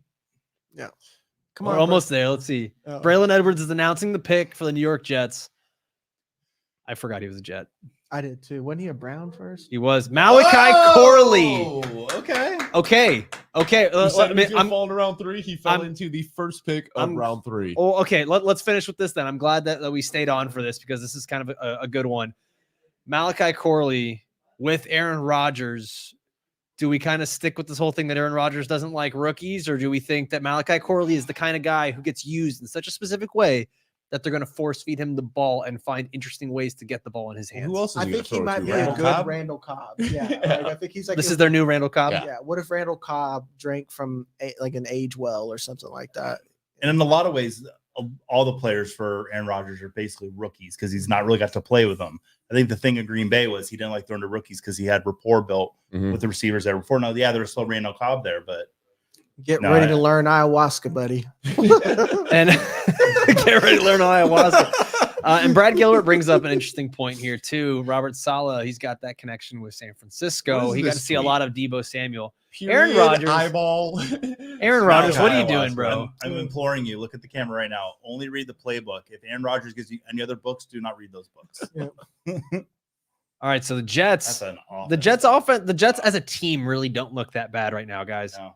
They don't. I If forgot they everyone brought in stays Mike healthy, Williams. I Mike completely Williams, forgot about Malachi that. Corley, they go and get Olu Fashanu in the first round. They get Aaron Rodgers back. The defense is still good.